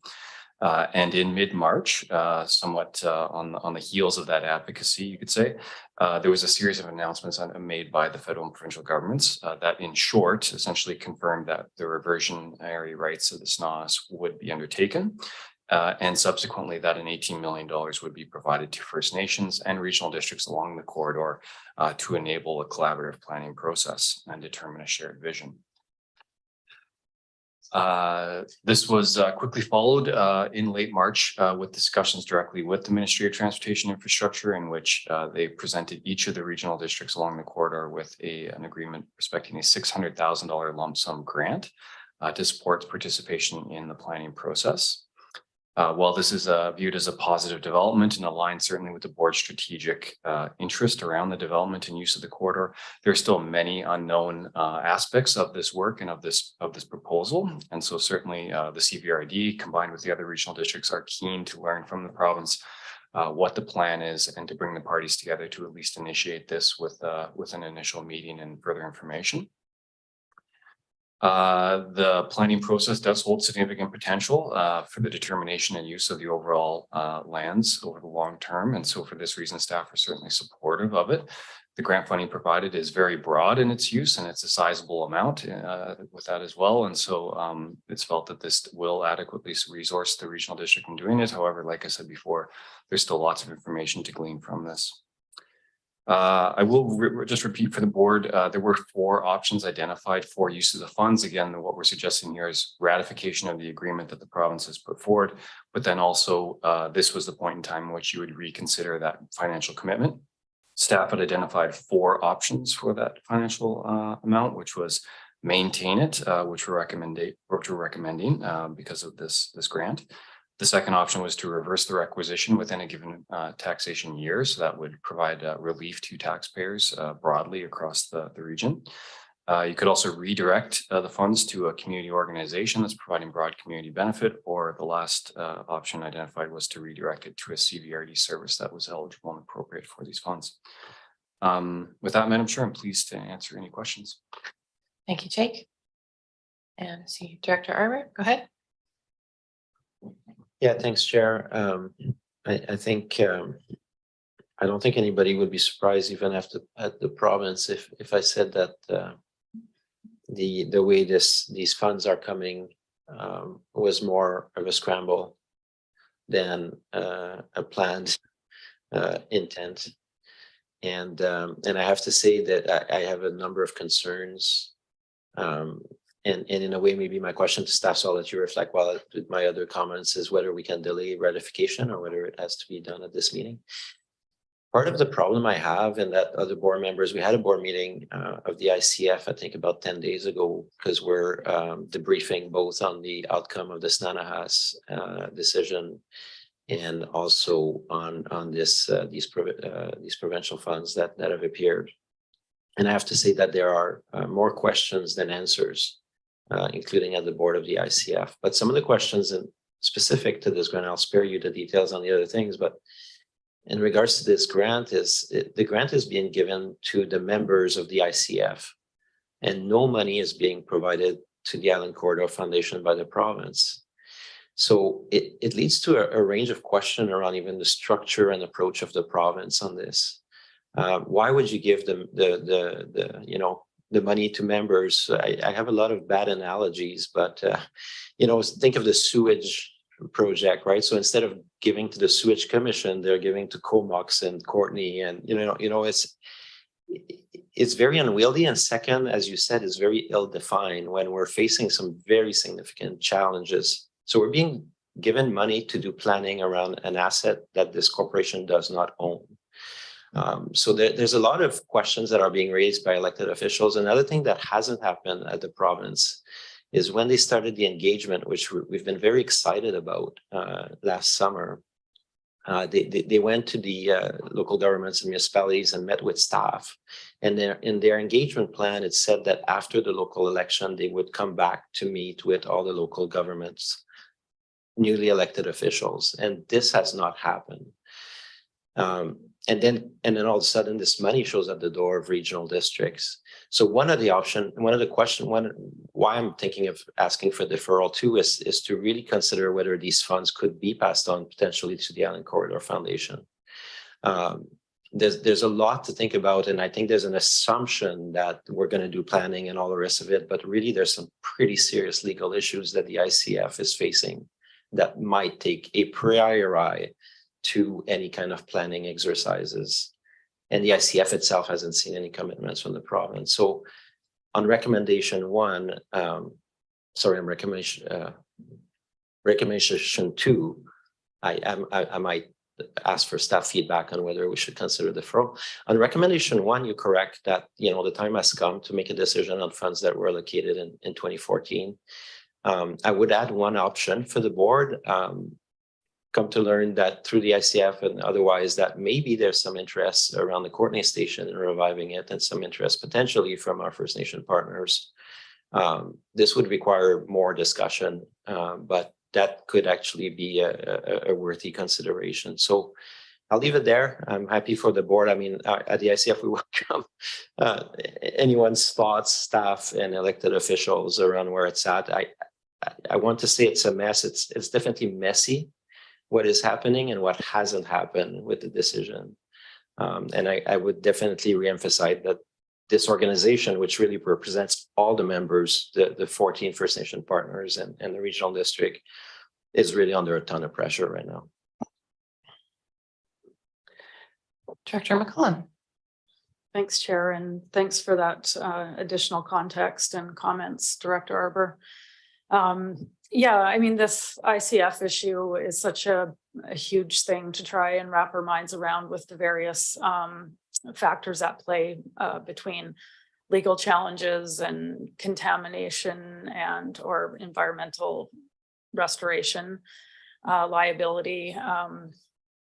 Yeah, there are multiple jurisdictions in the 5 years that I've been in local government. I've spent quite a bit of time trying to understand a path for this public asset. And I feel like I'm no closer to understanding or seeing what the path is, no matter how many times this comes back around.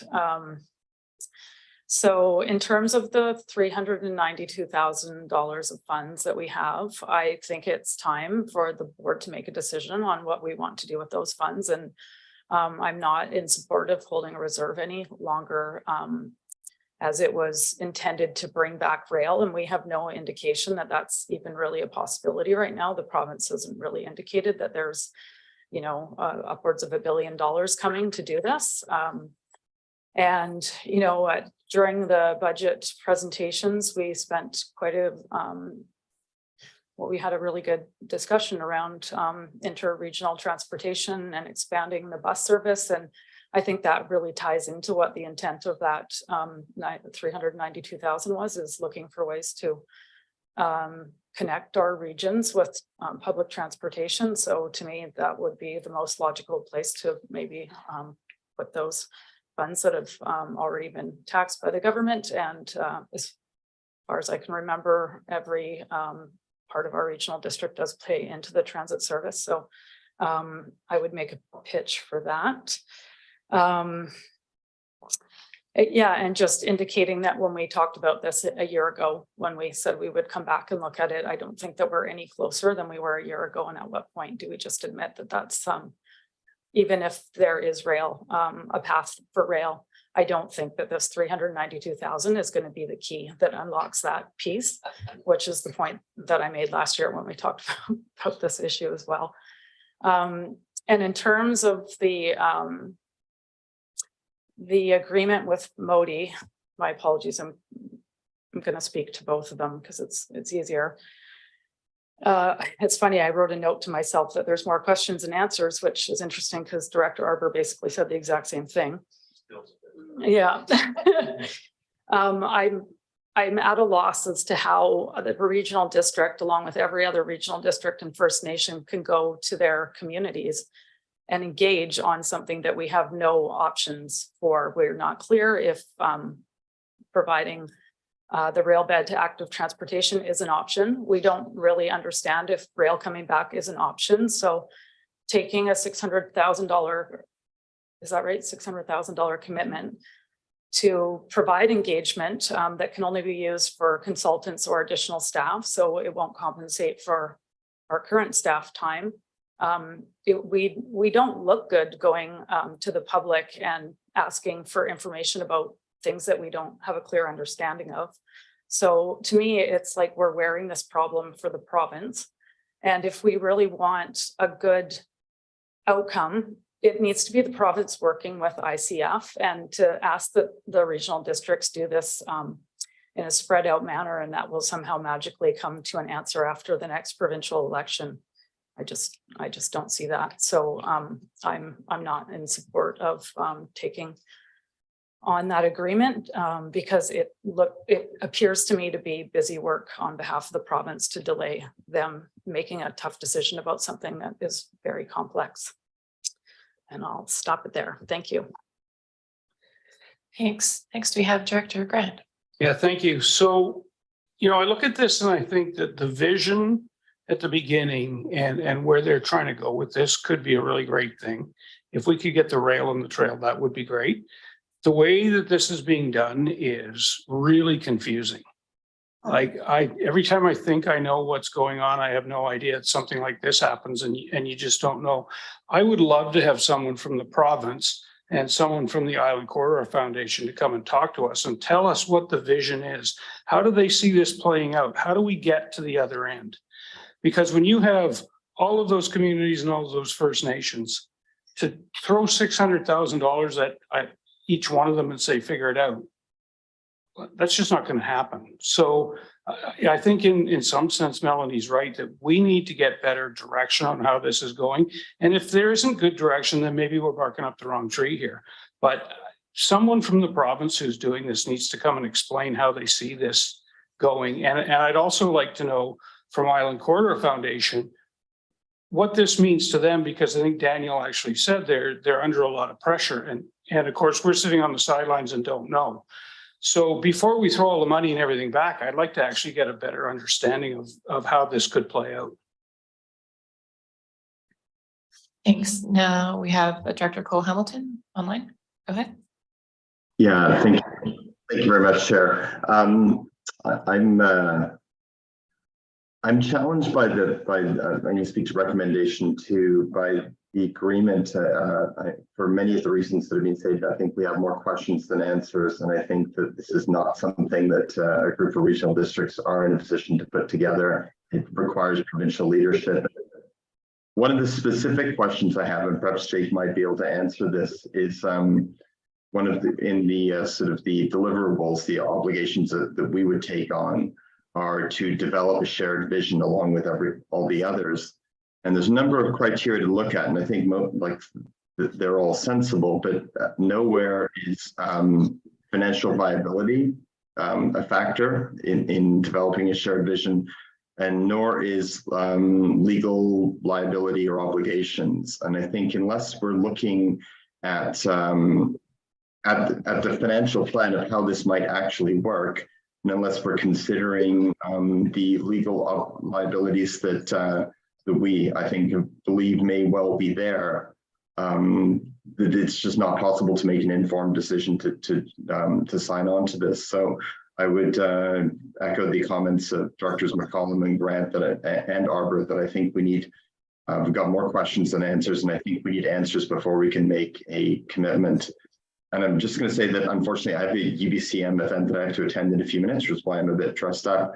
And so I will have to leave the call in just a few minutes, which I do regret. But if Jake were able to provide answers to whether financial viability and legal implications are to be considered at all in developing this shared vision as according to the terms of the contract. Through the chair, no. So basically, this is one of the huge holes that essentially of information in which there has been not a great deal of communication from the ministry, and so it's certainly our ask. We've already asked them to essentially bring forward further information, bring the parties together. We have similar concerns, but certainly respect that. This process at least does provide an opportunity in which the parties with adequate resources could at least consider this and explore many avenues around what the future may hold for this corridor. So yeah, I guess certainly appreciate if the board wants to seek more information from the ministry, and we'd be happy to advance a request to them to come and appear before the ministry. I just can't commit on when or if that will occur. Thank you. Next, we have Director Hardy. Thanks. With regards to Director Grant's comments in regards to inviting ICF and BC, I'm just wondering as well if there should be an invitation put out to Canada,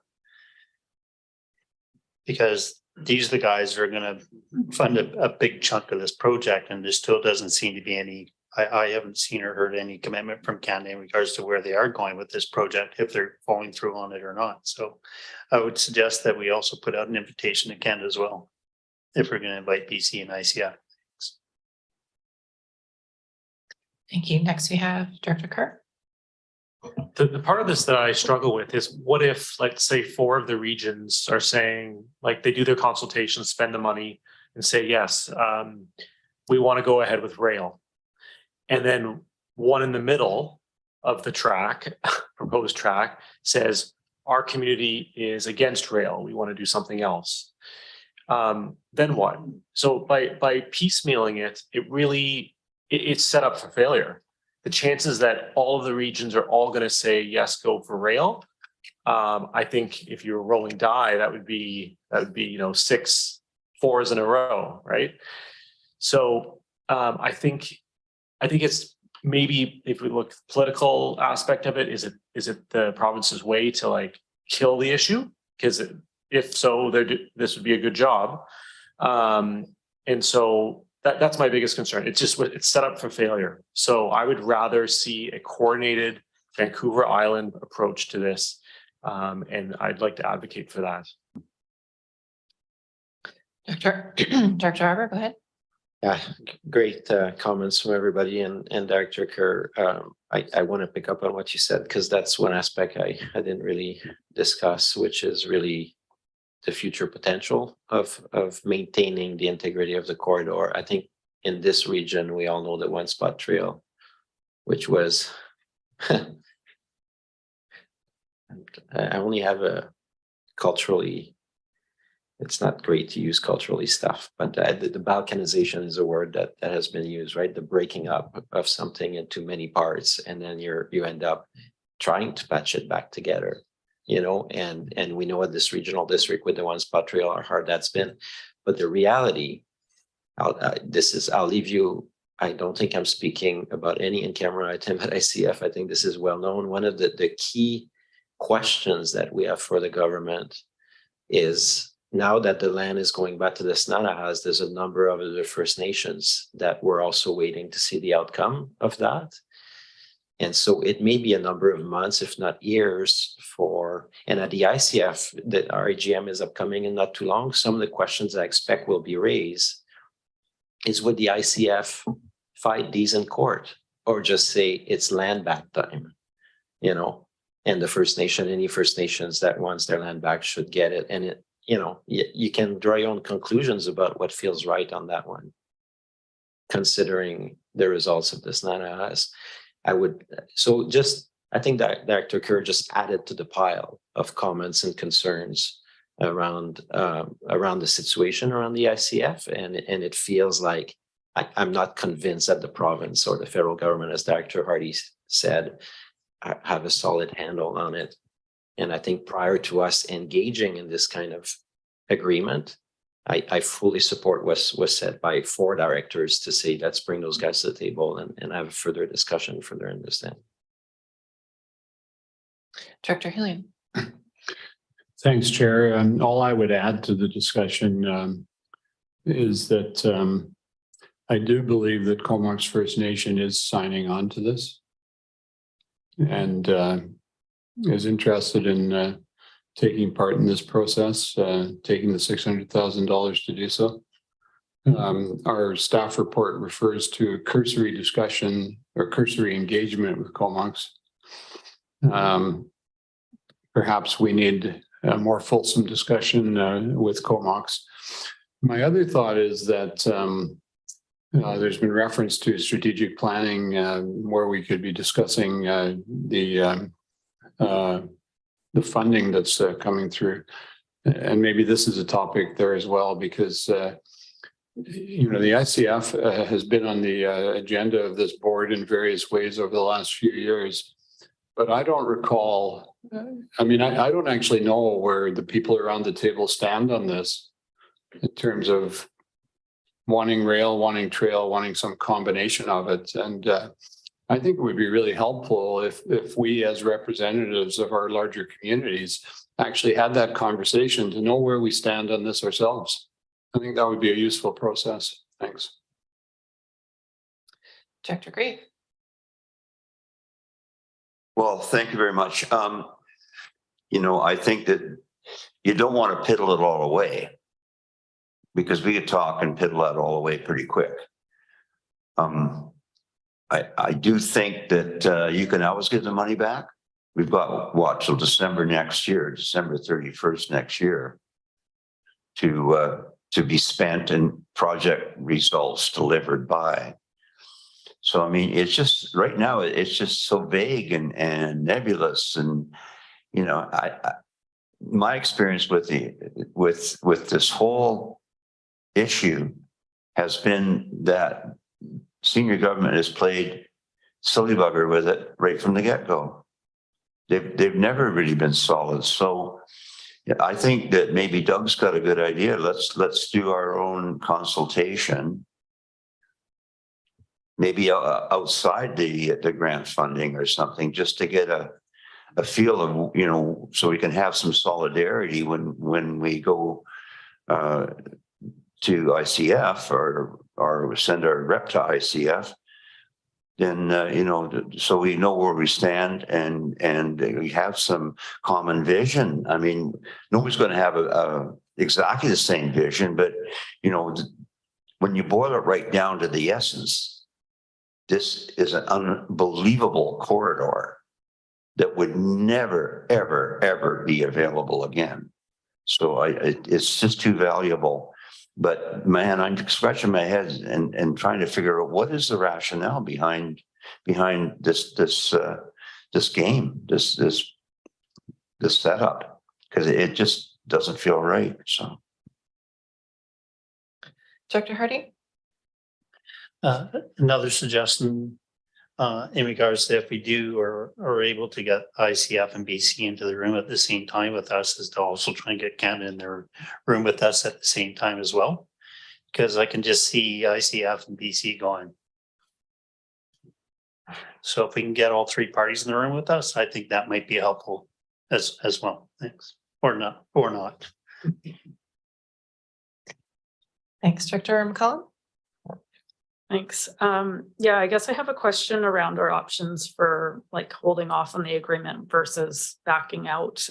If you could, because it sounds like there's an appetite from some to get more information before we, you know, proceed or remove ourselves from it. And I'm just wondering what the time, if we try and engage with the province and, you know, they're not available until November, you know, where does that leave us with what we've already signed? Yeah, thank you, through the chair. So to my knowledge, I guess I'm looking over finance. I don't think the funds have been advanced at this point to the regional district. And certainly they're aware that we have a number of unanswered questions and potentially some concerns around it. So certainly it'd be our intention to follow up with the ministry as soon as possible to try and get them to come before the board with the other parties that have been referenced, and then at least outline to them that this may not be something that's a given as far as us accepting the grant and proceeding with this project as they proposed. So we could at least have those conversations and come back to the board with that information. Thanks for that. Yeah, and just to follow up on a couple of points that Director Hillian made. I think it is great information to know that KFN has signed on. From what I understand, First Nations are receiving substantially more. So I'm not sure if the requirements of the agreement are different for different work too, just given that the fund, we haven't seen what they're intending on doing with it. So I wouldn't want to assume that it is just engagement, although it could be, it might be more wide open. So it is good to know, but I don't know if that really directs us any better, just because it sounds like it is a different kind of arrangement with the province. And then, yeah, I do think getting public opinion would be really valuable. I guess my concern, and I kind of alluded to it earlier, is that if we don't know what the options are, neither does the public. So how do you give an informed opinion about something if you don't really understand what I imagine if we went out to the public and suggested that rail and trail was an option, most people would think, yeah, what a great idea. We could have both. But then from what I've heard, that's not really feasible. So how do we really go to the public and provide that? Or how do we ask the public if they want a trail, if that means that we don't actually have the authority to lift up the rail bed? So public opinion is valuable. But I think it needs to be the province doing that engagement for the island. Because again, if our public is really interested in trail and, you know, Nanaimo wants rail or vice versa, it doesn't really get us anywhere anyway. So it kind of goes back to the point that we need leadership from a higher level of government to get anywhere with this. So yeah, I guess those are my points. And yeah, I'll stop there. Thanks. Dr. Grant. Yeah, thank you. So I guess I'm wondering what's meant by do our own consultation. It's kind of along those same lines. I know we have some information from in camera that would, if you can't tell the public what it is, it would change the outcome. And so far, we can't tell them what it is. So you're going to get a completely biased response in some areas when part of that isn't possible to happen. So unless you're going to rise and report and let people know the actual, I mean, I've heard it out there 100 times and you kind of sit back and go, can't happen. So I don't know what the value of going to the public and doing our own consultation is unless we're able to release all the information so we're all singing out of the same hymn book. Director Arbor. Yeah, one final one from me, just to give you a more inkling about some of the considerations right now. And I so appreciate what, everybody basically weighing in on this topic, because I had to rely on every time that I come back to this table and hear your thoughts to represent. One piece that came up at the meeting that I did not have your, even your awareness that I would say that at a meeting. So I definitely told the table, this is just Danielle thinking here, but the AGM is coming. It will be an AGM like none other. We just had 5 First Nations resign from our board. The organization is really challenged, is really fractured. It's very difficult. I mean, they're still excellent. I can't tell you, like, there's excellent relationship between all the members, even those who resign and ourselves. It's actually been a really enjoyable experience to work with all the people that are trying to solve something that is so untractable at our levels as First Nation and community partners. And you sense it at the table. There's been amazing collegiality the last number of years. And so I do want to report on that, because I think the paper would make it sound like you've got some fraction and friction, but really the frustration is mostly targeted at the lack of action from senior government. And one of the things that I said at the table, which you can provide me feedback tonight or some other time, it's just, there's probably 30 questions out there. But one of them that I said is, what about if regional district just pull out and we leave it as a First Nation only asset? And then we got feedback. We still don't understand the liability that's left behind with the rails. So by pulling out, we were told, well, maybe you would burden the First Nations with an enormous liability, because the liability, because of all the different agreement, is still very unclear. So that I'm just giving you a glimpse of how the topics that we're struggling with at the foundation, right? So I'll just leave it at that for tonight. I think that all the recommendations and the ask to have the ministry, ICF, others come and talk to us and meet, and then just know that the AGM is coming up. So for the ICF, there's also a lot in the cooker, and I would love to say that they'll be able to come before the AGM in May, but that could be a request. I think that's reasonable from staff and the board. And Director Hillian, go ahead. Thanks, Chair. Are we still on receipt? We still are on receipt. Yeah, I'm just going to suggest that if we pass receipt, that we could in fact move to defer the recommendations to allow staff to invite the appropriate officials to come and address these issues with us.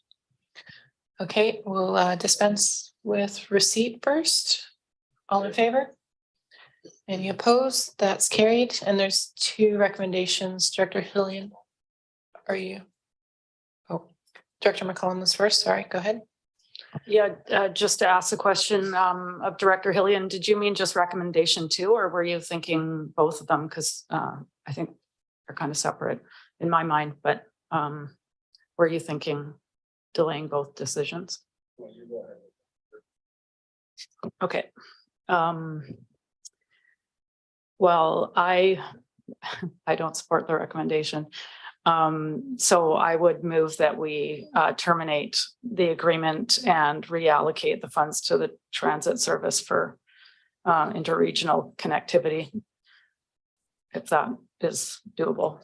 For recommendation 1, the 392,000? Yeah, for the 392,000.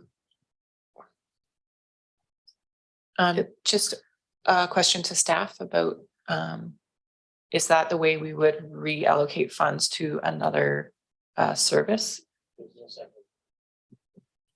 Right, okay. Well, I'm just asking for clarification from Jake, so go ahead. Certainly we'd be looking for a board resolution to affect that.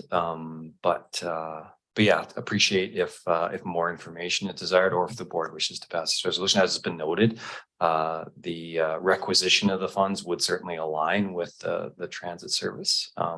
That would be the obvious place we'd want to ensure alignment with, that we're not allocating regional funds to a sub-regional service or something of that nature. But yeah. Okay.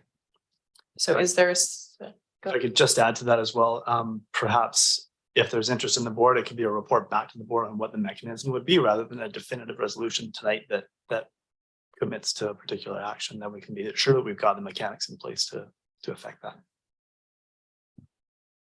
okay, so I'll ask again if there's a second then, or if we want to rephrase it.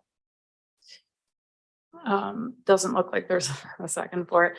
Yeah, I mean, I guess, yeah, we could ask for a staff report on options for terminating the agreement.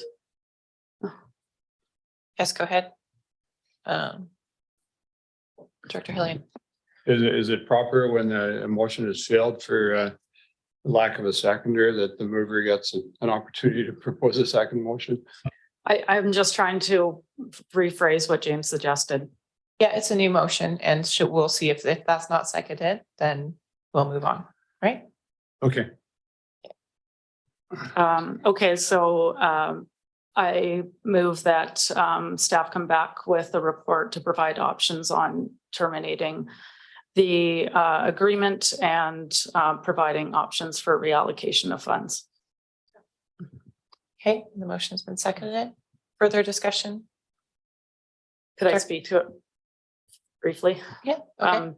I just want to make the comment that the suggestion in the original motion is to wait for the planning process. Oh, I guess to be initiated. Never mind. I'll stop my comments. Thanks. Okay, so any comments on the motion to get a report back from staff on the implications of termination of the contract and reallocation of funds? Director Hardy? I'm just wondering, again, with regards to Melanie's concerns, if we're looking at number one, I don't know if I'm out of order or not with regards to asking the question, but is it possible to have a time frame associated with, say, by December 31st, 2023? If we haven't gone ahead, then we would go in this direction. I'm just wondering if that's an option to consider or not. So you mean for termination of the current 392,000? Have an end date on it? Well, I think our staff report would speak to the timing of such a reallocation or termination of the agreement. I think we would speak to the timing of that.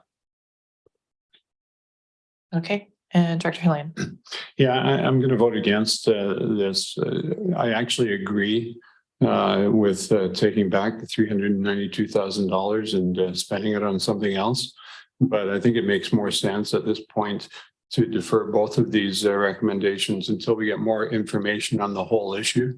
And that would also give staff some time to come up with some potential options. I mean, there's no rush on this. And I mean, we've been given this artificial deadline, if there is a deadline by the province. I don't know that we need to come up with motions on the fly tonight in order to figure out how to do this, when what we're actually asking for is a better explanation for why we should accept or not accept $600,000. Yeah, I think that these can be done in parallel. So the staff could be asked for a report on the currently allocated funds and how they could be reallocated. And at the same time, we could be asking for more information on the agreement for the 600,000. I don't think that those are necessarily conflicting resolutions. Director McCollum, go ahead. Yeah, I mean, the only action is that we're getting more information for a more definitive course of action. And we had this discussion a year ago with this in mind, that if there was no if no headway had been made in a year, that we would look at reallocating the funds, which is exactly what's happened. It's actually even less clear what the path forward is now that land reversion has happened. So to me, it makes sense that we would continue to proceed rather than kicking it off indefinitely. But I would say that that doesn't, I think it's a completely separate matter than the engagement agreement. And there's regional districts that have already terminated that initial agreement who have accepted the engagement money. So to me, it is still two separate issues around ICF. Thanks. Director Arbor? I think this board currently with this discussion is getting a great glimpse of what the 4-hour meeting of ICF looks like and all the deliberations that we're trying to wean through. I just want to say that I really appreciate everybody's perspective on this. It's added a lot of value as your rep for tonight, and I support both suggestions, including the motion on the floor. Thanks. Okay. Director Kerr, go ahead. Just for clarity, this motion on the floor, the first part, the termination, is dealing with recommendation number 2. No. No, it's all one. All one. Yeah. Perfect. Thank you. Okay, everyone clear? I'll call the question. All in favor? Any opposed? 3 opposed. I'm in favor. The motion carries. Director Grant?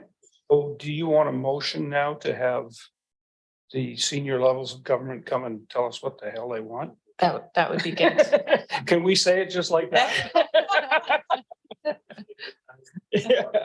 Maybe Jake could help us out with some wording on how to do this. Mine tends to be a bit direct.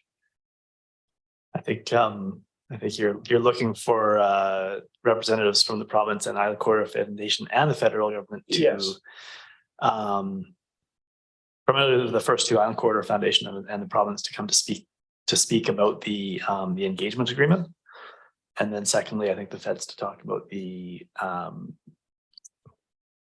Corridor and investment potential, perhaps. The other, I think Richard hit it pretty good to say you need to get them all in the same room at the same time. There's no weaseling out that way. Or on Zoom at the very least. So we can certainly make those requests and I know it's doing stuff, but so I can't see that. Need a second or so? Yeah, it's been seconded. Okay. Yeah, go ahead, Director Hillian. I just think that we should also be deferring the second recommendation here rather than just leaving it as is. And so the motion would be that we defer recommendation 2 and request the rest. Yeah, I think I think we could put until we have this information from these parties. One thing I was going to add earlier, and that speaks or it adds to what Jake was saying about a lot of the information that we are still wanting to understand about this particular agreement. I have a call with the CIOs tomorrow on this exact topic, and so I've got a lot of information here, taking notes on what interest the board has. I believe those CIOs have also gone to their boards, and so they will probably also have similar, if not different, points to raise. So I think there's a lot of information to be gleaned from that and reported back to this board. My only concern about deferring recommendation until number 2, until we get presentation from ICF, province, and the feds, is that may take some time, and we don't know what that outcome could be. So I would just be worried that we tie the two together and do we bind need ourselves. a time frame on it though? Yeah, I would suggest that deferring recommendation 2 is fine for some length of time. I can commit to come back to the board. We can commit to come back to the board in the coming meetings, 2 or 3 meetings from now, just so we have a bit of time to work on that. And then separately, a resolution to request these representatives come speak would make sense. I think that would probably be better.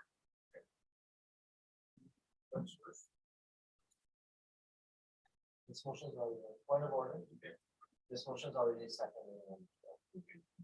Yeah, so it needs to be, you could amend it, the motion on floor. Yeah, thank you. I think we should treat the two separate and speaking on the motion on the floor currently. I think it's good, but I will support it. I would also advise the board that if the Comox Valley Regional District lined up these three to come and talk to us, they would achieve what the foundation hasn't been able to achieve in 15 years. And that speaks to the need, I think, to stay as a region, to keep this process with one entity. Because if but this being said, I think the senior government need to hear the chaos they are currently creating. And I fully support us inviting all of them to come here. Thank you. Okay, so we are on the first motion at the top of the screen. It's been first and seconded. Any further discussion, Director Hillian?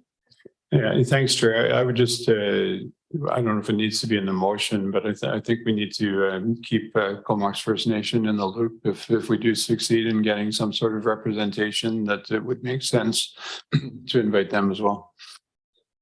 Yes, absolutely. I think that's a great idea to put into the motion. Well, if it says come speak to the CBRD board at like Comox First Nations.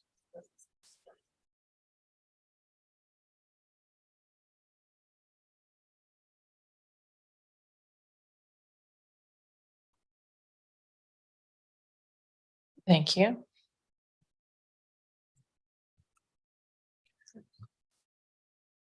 All right, any further discussion on the motion?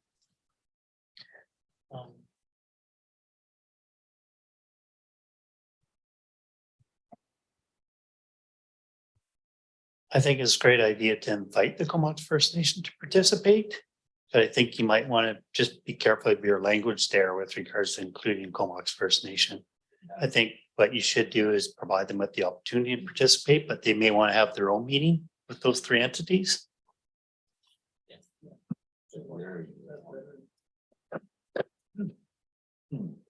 Yeah, including inviting the Comox First Nation is the new language.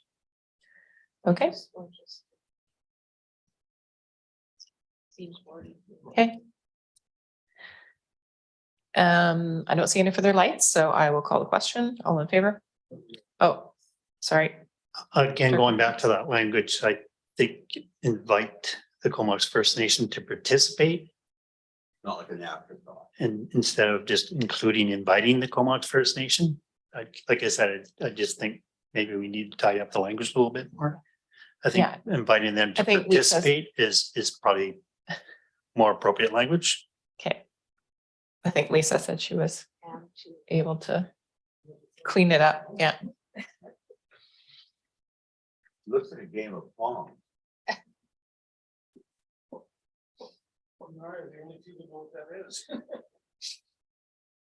Okay. And Lisa's also been here for almost 4 hours, by the way.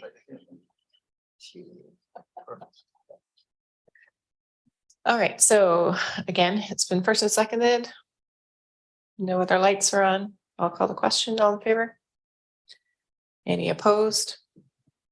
That's carried unanimously. And the next recommendation?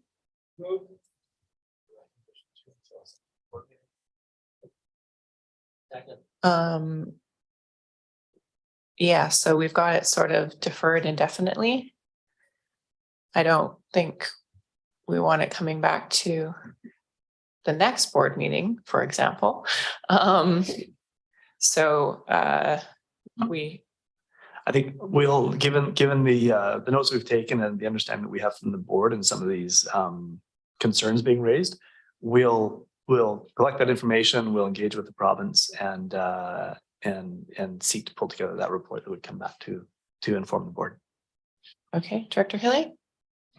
Yeah, thanks. I was just going to suggest until such time as staff deem it appropriate to return it to the table. I think the subsequent board meeting is actually better than the until staff deem appropriate.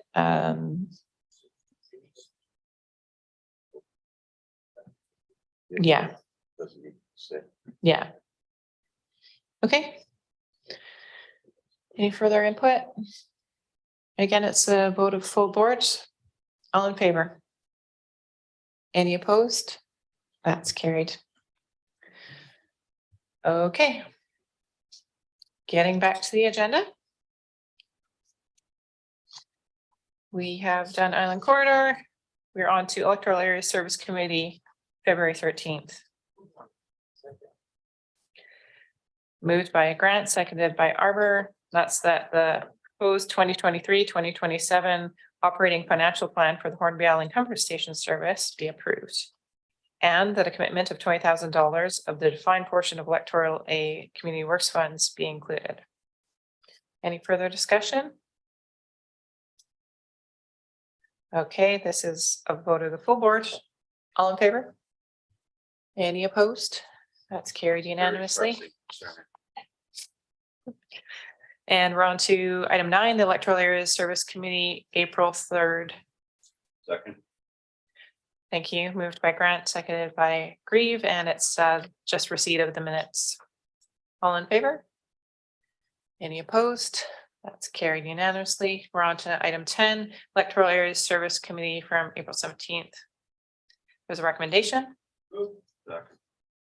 Moved by Grant, seconded by Grieve, that the planning and building application fee rebate policy P62 be updated to remove the incentive building permit application rebate for step code construction. Any further discussion? It's a vote of the areas only. All in favor? That's unanimous. Thank you. Move 445 for adoption. Yeah, we're on to bylaws and resolutions for adoption. First, we have bylaw 445, the Black Creek Oyster Bay Water Local Service Area Amendment number 15. Again, that's for adoption. It's a vote of areas C and D. All in favor? And that's carried. Actually, don't we need to go to the whole board if he's not here? Doesn't matter. It's good. Nope. It's adopted. Okay, yeah, it passed. Okay, item 2, bylaw number 747. That's the Regional District Information Access and Protection of Privacy bylaw for adoption. Moved by Grant, seconded by Hillian. It's a vote of the full board. All in favor? Any opposed? That's carried unanimously. That takes us to new business. Equitable access to mental health and substance use services in the Comox Valley. Moved by Hillian, seconded by Grant, and over to staff. I might be looking to Jake because I think Jake had helped with this one. This is correspondence from Mayor Wells looking for support from the board around a regional letter to the Premier Ministers of Health and Mental Health and Addictions. And it's a requested action from Mayor Wells. Thank you. I think he did his job. Yeah.